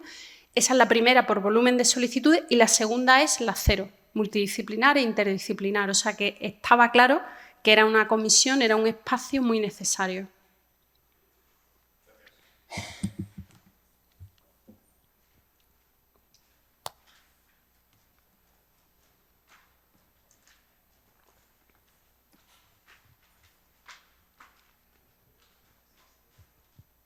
Hola, buenas. Bueno, agradecer las intervenciones, yo creo que han sido todas muy interesantes. Yo tengo una duda más, ya no tanto a nivel técnico, sino más centrada a lo que estabas diciendo al final, que me parece que es súper interesante, Pilar, que tenemos que generar entre todos y todas una nueva cultura, que creo que es algo muy importante porque al final, si no hay tampoco un cambio en la perspectiva, un cambio cultural, este sistema, por muy bueno que sea, va a caer por su propio peso porque nadie va a entender el concepto que hay detrás de él. Yo creo que es muy interesante saber si os habéis planteado o qué podemos hacer, tanto personas individuales en todos los ámbitos de la universidad, como la universidad como institución o la propia NECA como institución o REACU y todas las agencias de calidad, qué es lo que pueden hacer o podemos hacer para generar esa cultura. Porque yo al final también, yo ahora mismo soy doctorando, conozco a gente que ha empezado el doctorado que le gustaría haber hecho un doctorado al uso normal y corriente y al final lo ha acabado haciendo por publicaciones porque le han dicho que así ya adelantas, ¿no? Eso que tienes hecho y ya, bueno, te olvidas porque ya tienes 2 o 3 publicaciones hechas en Q1, cuando realmente a lo mejor, pues por su ámbito de conocimiento, le hubiese gustado hacer una cosa más... ¿Una monografía? Sí, una monografía que generalmente tiene pues más pensamiento detrás y está como más trabajado en su contexto y en su colectividad, ¿no? Entonces, ¿qué es lo que podemos hacer en definitiva entre todos o si se ha pensado en el plan estratégico, en bajar a la realidad esa creación de esa cultura? Bueno, yo creo que este es uno de los ejemplos perfectos y es que de hecho lo hemos comentado en el almuerzo, ¿no? Este tema de qué está pasando con las tesis doctorales porque nos lo están denunciando mucho. Tanto quién firma los artículos de los compendios como quién decide que la tesis tiene que ir por compendio y no por monografía, qué está pasando en los grupos de investigación. Justo estábamos hablando de eso, porque nos llegan denuncias que nosotros no podemos articular, pero las trasladamos a las universidades correspondientes para que tomen nota.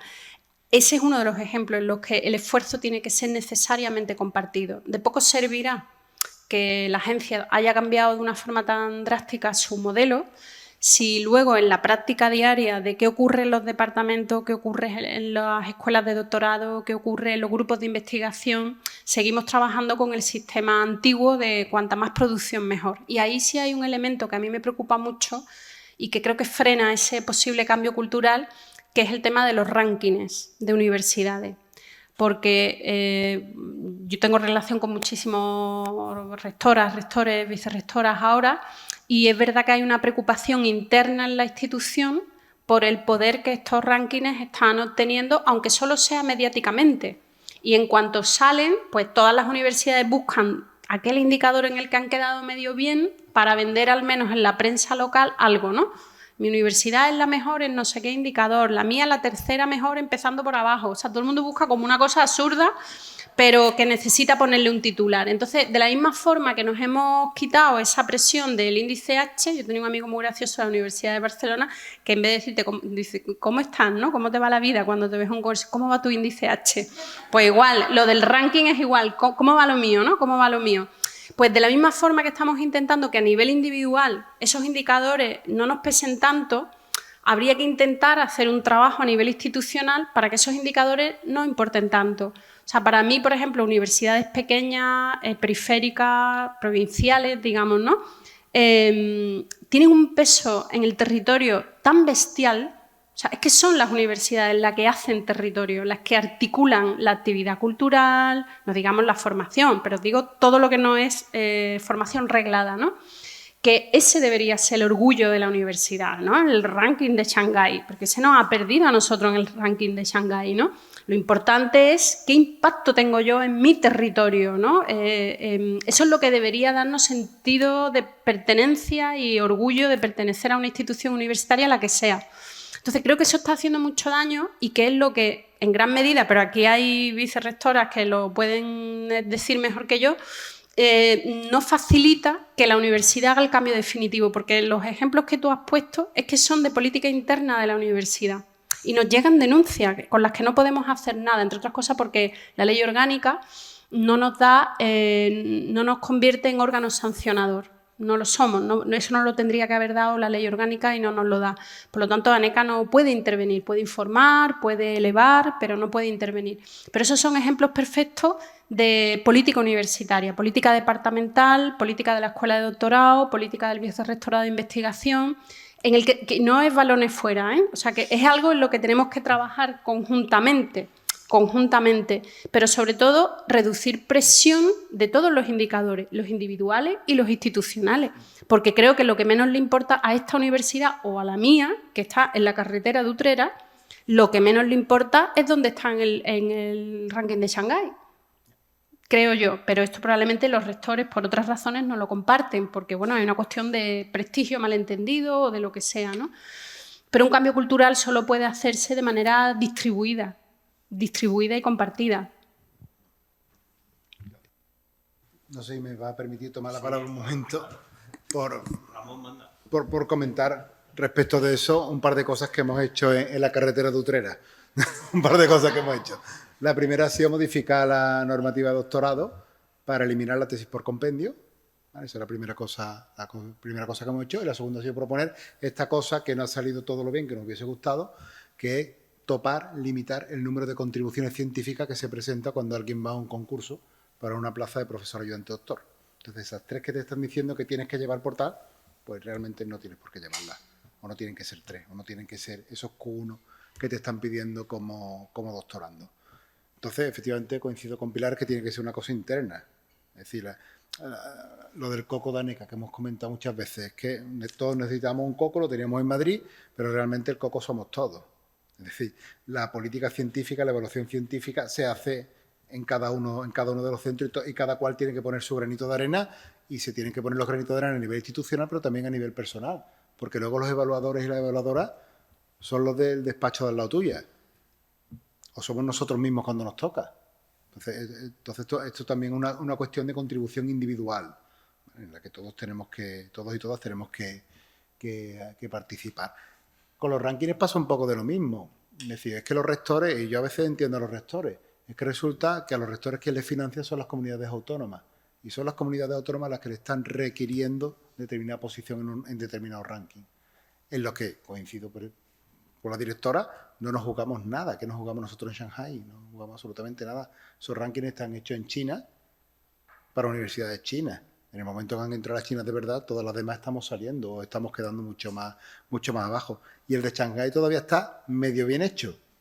Después tenemos el Time Higher Education. Ese es británico para las universidades británicas. Se acabó. Y luego tenemos los rankings norteamericanos que están para las universidades de la Ivy League. Es decir, al final estamos comprando un producto que no es para nosotros y además nos estamos peleando por unos estudiantes que hasta cierto punto, en cierta medida, son una clientela cautiva. Esos rankings muchas veces están hechos para atraer estudiantes, pero que nuestros estudiantes están aquí al lado. Son los que viven en nuestra ciudad, los que viven en nuestra provincia. ¿Hay movilidad? Claro que hay movilidad, pero no el nivel de movilidad que se produce en otros países. Es decir, que eso no es para nosotros. ¿Qué pintamos nosotros ahí?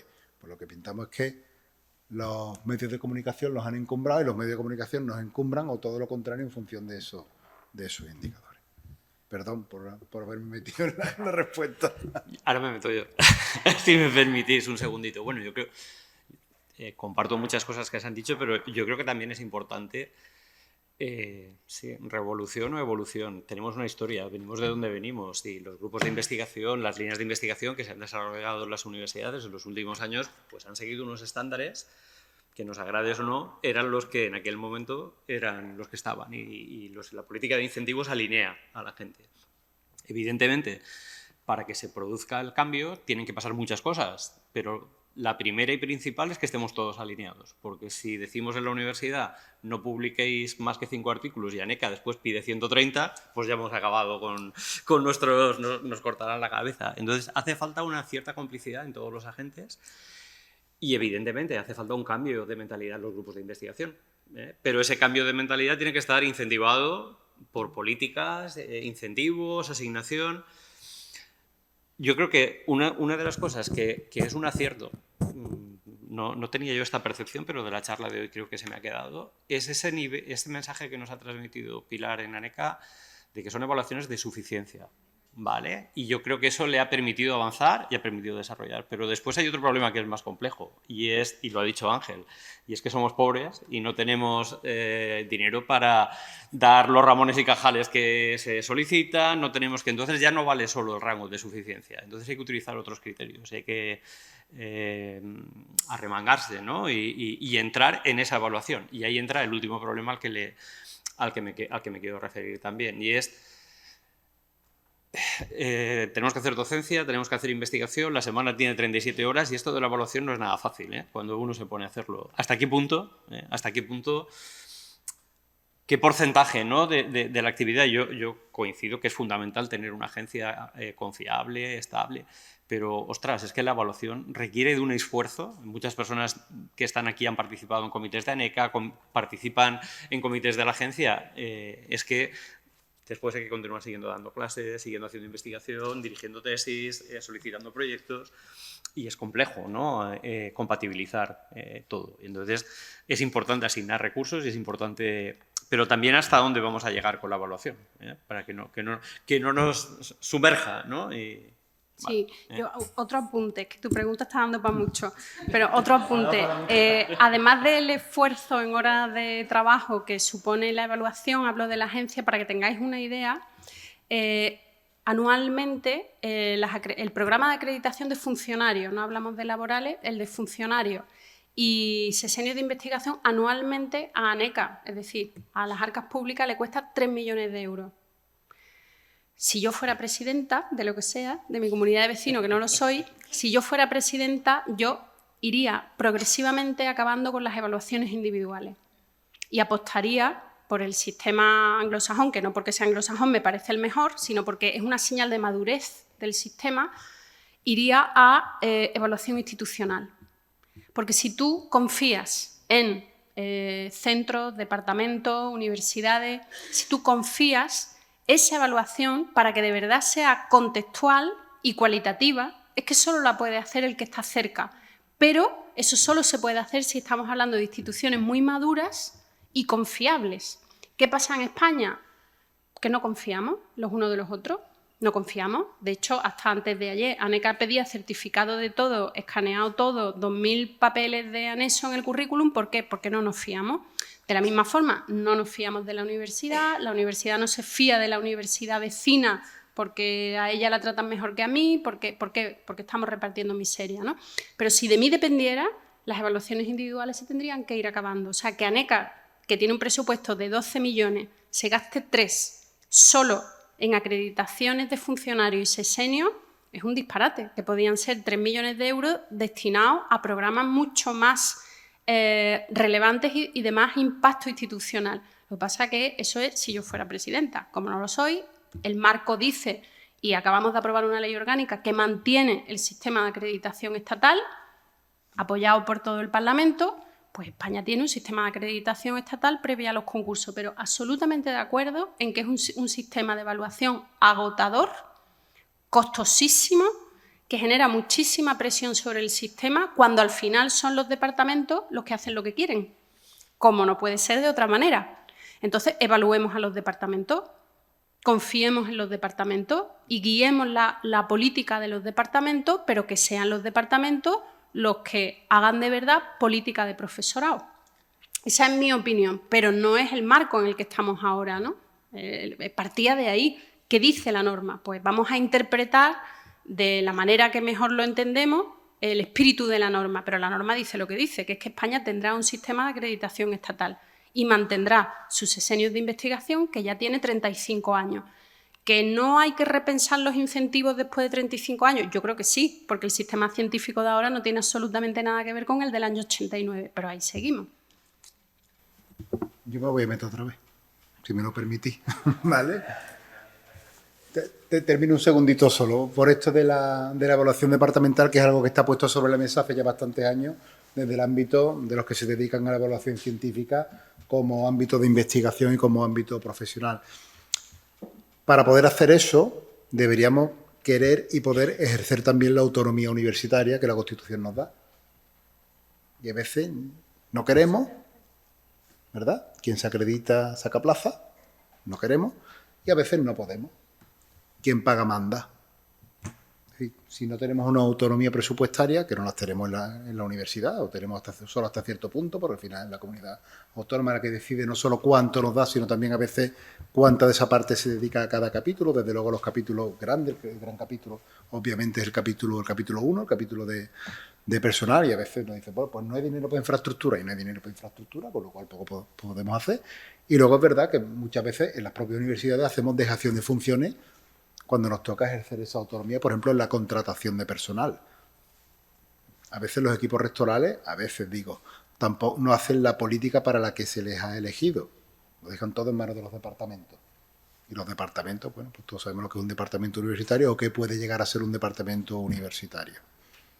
Tampoco está ejerciendo realmente una política que responda a esos posibles incentivos que se pudieran dar. Tenemos además otra cuestión. Es decir, quien llega a un departamento, tal como está concebida la carrera profesional en España, quien llega a un departamento raramente se va. Si se va es porque se va a otra institución, no porque salga del sistema por un bajo desempeño. No sé si me explico. Si el incentivo al departamento no está funcionando porque el departamento no da rendimiento, dados ciertos elementos, dadas ciertas políticas, esos elementos difícilmente salen del departamento. De hecho, no salen nunca. Salen del pasillo, o de la planta, o del edificio, pero no del departamento, y mucho menos de la institución. Es decir, esa persona, ese elemento hay que seguir pagándolo hasta que se jubile. Entonces, eso también hay que tenerlo claro. Cuando queremos hacer una cosa de esta, que por supuesto coincido en que deberíamos hacerla, pero tiene también su problemática asociada. ¿Está encendido? Sí. Bueno, muchísimas gracias por las 3 intervenciones muy, muy enriquecedoras y bueno, la verdad es que tenía la pregunta, pero como hace tanto tiempo, voy a ver si recupero. Bueno, en primer lugar, en cuanto a lo que estabais comentando ahora, que era una de las cosas que quería compartir y muy en línea con la intervención de Jesús, sí que es cierto, Coara ha sido una inflexión en nuestras prácticas investigadoras, en nuestras prácticas formadoras, cómo formamos a los nuevos investigadores, muy necesaria y muy sana, creo. Pero es cierto que como, por ejemplo, en mi caso, responsable de un grupo de investigación, cuando tienes estudiantes predoctorales y te plantean empezar a hacer una tesis doctoral y miras alrededor, o cuando alguien se ha planteado pedir una beca predoctoral, y es algo que hemos hablado en diferentes reuniones, sobre todo en anteriores convocatorias, mandarlo solamente con una nota o mandarlo formar a una persona durante 4 años con la idea de que en algún momento pueda incorporarse a alguna institución, la que sea, con la suficiencia, lamentablemente es una responsabilidad que a mí me crea un dilema, un dilema como persona que creo Coara, que creo en sus principios, que creo que es muy necesario ese cambio, pero hasta qué punto va a ser algo unificado, hasta qué punto, si no es una implantación top-down, desde arriba, con incentivos, todas las universidades van a adoptar que un ayudante tenga que ser con una formación suficiente.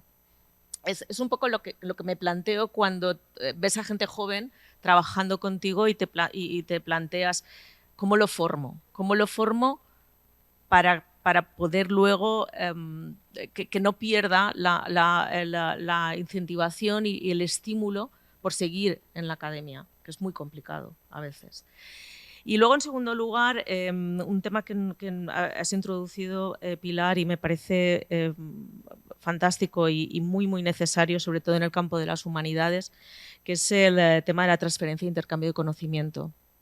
En esta universidad se está trabajando muchísimo en esta dimensión, se está trabajando creo que muy bien además, sobre todo en mi facultad de Humanas y Sociales, porque es un tema que hasta ahora lo hemos heredado con la cultura de la escuela científica, de la escuela del campo de ciencias, ¿no? Como si no fuésemos científicos los demás muchas veces. Y hemos tenido que jugar en convocatorias que no estaban hechas para nosotros, cuando son convocatorias de transferencia e intercambio de conocimiento, y nosotros hacemos transferencia, hacemos intercambio de conocimiento, no hacemos patentes en los mismos niveles que se hacen en la escuela de ingeniería, en este caso, en esta universidad. No hacemos transferencia como está definida o como se entiende en la comunidad científica, pero hacemos mucha transferencia y sobre todo en el ámbito local. En el ámbito local. Las humanidades hacen mucha transferencia en el ámbito local.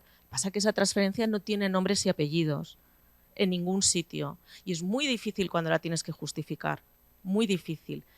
Creo que es un trabajo, un caballo de batalla muy importante para realmente hacer que esta dimensión crezca y tenga el peso que debe de tener en la academia. Y es un tema que creo que lo tenemos ahí y que en el campo de humanidades y bueno, en nuestro campo es un tema por explorar y por trabajar, y que seguramente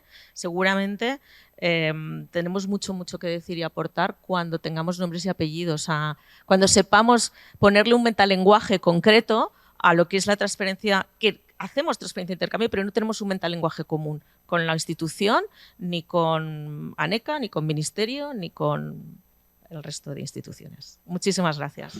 A ti, muchas gracias. Empiezo por el final. Esta última cuestión me alegra, ¿no?, que lo aprecie, porque, como digo, ha sido un empeño. O sea, tenía claro que en cuanto acabáramos con la reforma de acreditaciones y sesenios, una asignatura pendiente era el debate sobre transferencia. No solo porque la LOSU ensancha el concepto, afortunadamente, por fin ensancha el concepto, sino porque, de nuevo, nadie sabe muy bien cómo llevar eso a la práctica de la evaluación, ¿no?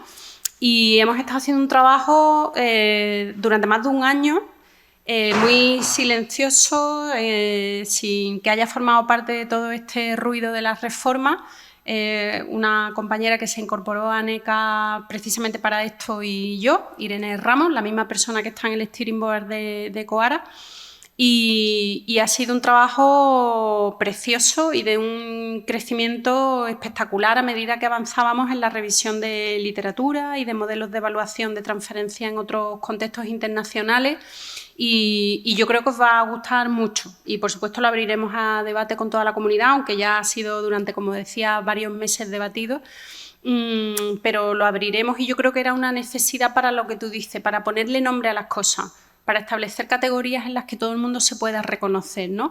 Y ahí, sobre todo, como os podéis imaginar también, hemos hecho un esfuerzo muy especial en todas esas actividades de transferencia que podríamos llamar con valor social, que puede que no tengan valor económico, pero tienen un enorme valor social y un enorme impacto territorial, y tiene mucho que ver con lo local, tiene mucho que ver con ciencia ciudadana, tiene mucho que ver con aportaciones a políticas públicas. No, todo eso estaba muy abandonado, incluso mal visto dentro de la academia. Lo chulo era tener una patente que te diera muchísimo dinero, ¿no? Porque además eso es muy fácil de... Igual, le pones un número y entonces eso es muy fácil de defender en una evaluación. Y yo creo que os gustará a los que hacéis ese trabajo, pero todavía no habéis encontrado, digamos, el marco en el que defenderlo, y además creo que es un trabajo que le va a venir muy bien a todas las instituciones, porque, como digo, era una asignatura pendiente incluso de esas instituciones que financian transferencias, pero de una forma muy estrecha, ¿no?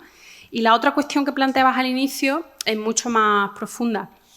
Yo creo que tiene mucho que ver esto de la generación de expectativas, que yo también, bueno, he dirigido muchas tesis doctorales y cada vez que alguien empieza sufro mucho, porque sobre todo veo que lo que estamos haciendo en la universidad es generar expectativas de futuro, de carrera, a personas a las que realmente no se les puede prometer porque estamos en un entorno absolutamente precarizado.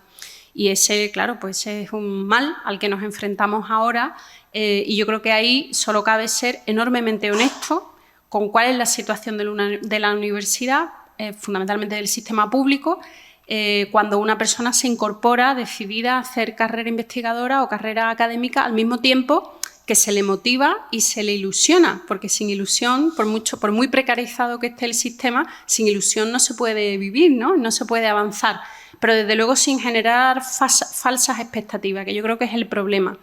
Claro, muchas universidades a nosotros nos han dicho que el modelo nuevo, modelo Coara, muy bien, pero que al final vamos a generar una bolsa de acreditados para la que la universidad no va a tener respuesta. Por lo que estamos viendo con las tasas de éxito, eso no es así, porque al final el universo es el mismo. Quiero decir, no van a salir profesores de debajo de las piedras. El universo es el mismo y crece muy lentamente precisamente por falta de financiación.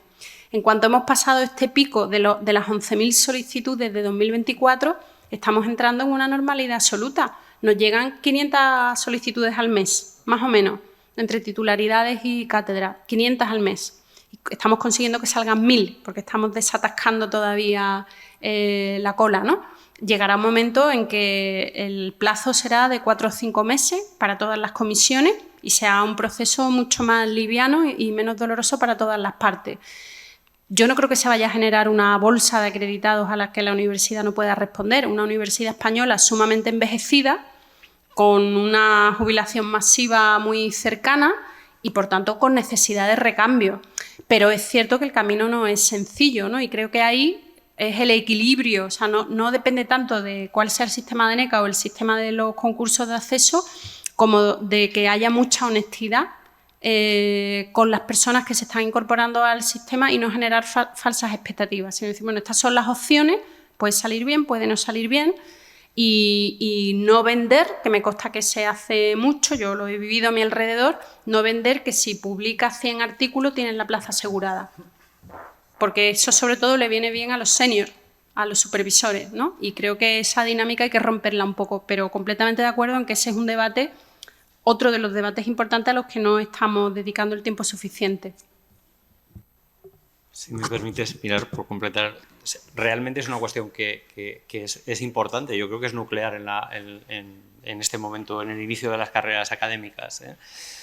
Yo, por arrojar un poco de luz, son datos un poco antiguos también, pero alrededor de 10.000 doctores se egresan de las universidades españolas al año, esa es la cifra. Y los estudios que yo conocía, alrededor de un 30% continúan en la academia. Y bueno, y ahí, pues esos son los datos, ¿no? Cuando una persona empieza la tesis, y además esto no es homogéneo, va por barrios. Hay barrios completamente saturados, otros más envejecidos, otros se han incorporado más recientemente a la universidad. Entonces, ese mapa, la persona que empieza lo tiene que tener, y lo tiene que tener en la cabeza. Y de aquí hay otro debate o otra situación que he compartido muchas veces con Mercè, la miro, y es que a los doctores no solo hay que dejarlos formarse en el campo de estudio, hay que abrirles la mente. Hay un marco de competencias para el personal investigador, hay un marco de competencias y digamos, ese marco lo que justamente persigue es que el doctor se le amplíe el horizonte de ocupabilidad y no se centre exclusivamente en la academia. Entonces eso hay mucho margen para trabajar en las universidades, muchísimo, porque si no egresaremos doctores que en el fondo, como decía Pilar, hace falta ilusión, pero es que no tendrán ilusión si saben que van a acabar la tesis después de un esfuerzo ingente de 4 años y el abismo se va a enfrentar a ellos, ¿no? 7 de entrada van a no ver cumplida su expectativa. Honestidad, pero también hay un esfuerzo para las instituciones, universidades, agencias, de intentar darle un valor al título de doctor. Entre todos tenemos que trabajar para que eso sea así. El debate. Más de lo que dice Jesús es cierto totalmente, y yo creo que ahí las escuelas de doctorado con programas de mentorazgo pueden hacer un papel importantísimo desde el año 1 que empieza la carrera de un R1, porque yo lo que observo es que el nivel de estrés, porque no ven nada más que el futuro en la carrera académica, es enorme y no disfrutan del trabajo tan bonito que es hacer una tesis doctoral. Entonces, yo creo que hemos quitado ya mucha presión con el sistema COARA porque baja un poco la presión, pero ahora es verdad que las universidades, como dice Jesús, tenemos que hacer el esfuerzo de crear buenos programas de mentorazgo, incluso para los directores de tesis, que sean los que desde el primer momento abran ese panorama. Las estadísticas nos dicen a nivel europeo que el 50% de los trabajos dentro de 5 años en las empresas van a necesitar un doctor, porque necesitas un nivel de tecnología y de organización mental que ya no se puede hacer sin la formación de doctorado. Y eso abre ahí un campo que es impresionante. Entonces yo también estoy de acuerdo en ese sentido y hay que darles esa luz para que disfruten durante el tiempo que están haciendo la tesis y que no sea solo una batalla ahí de pasar obstáculos.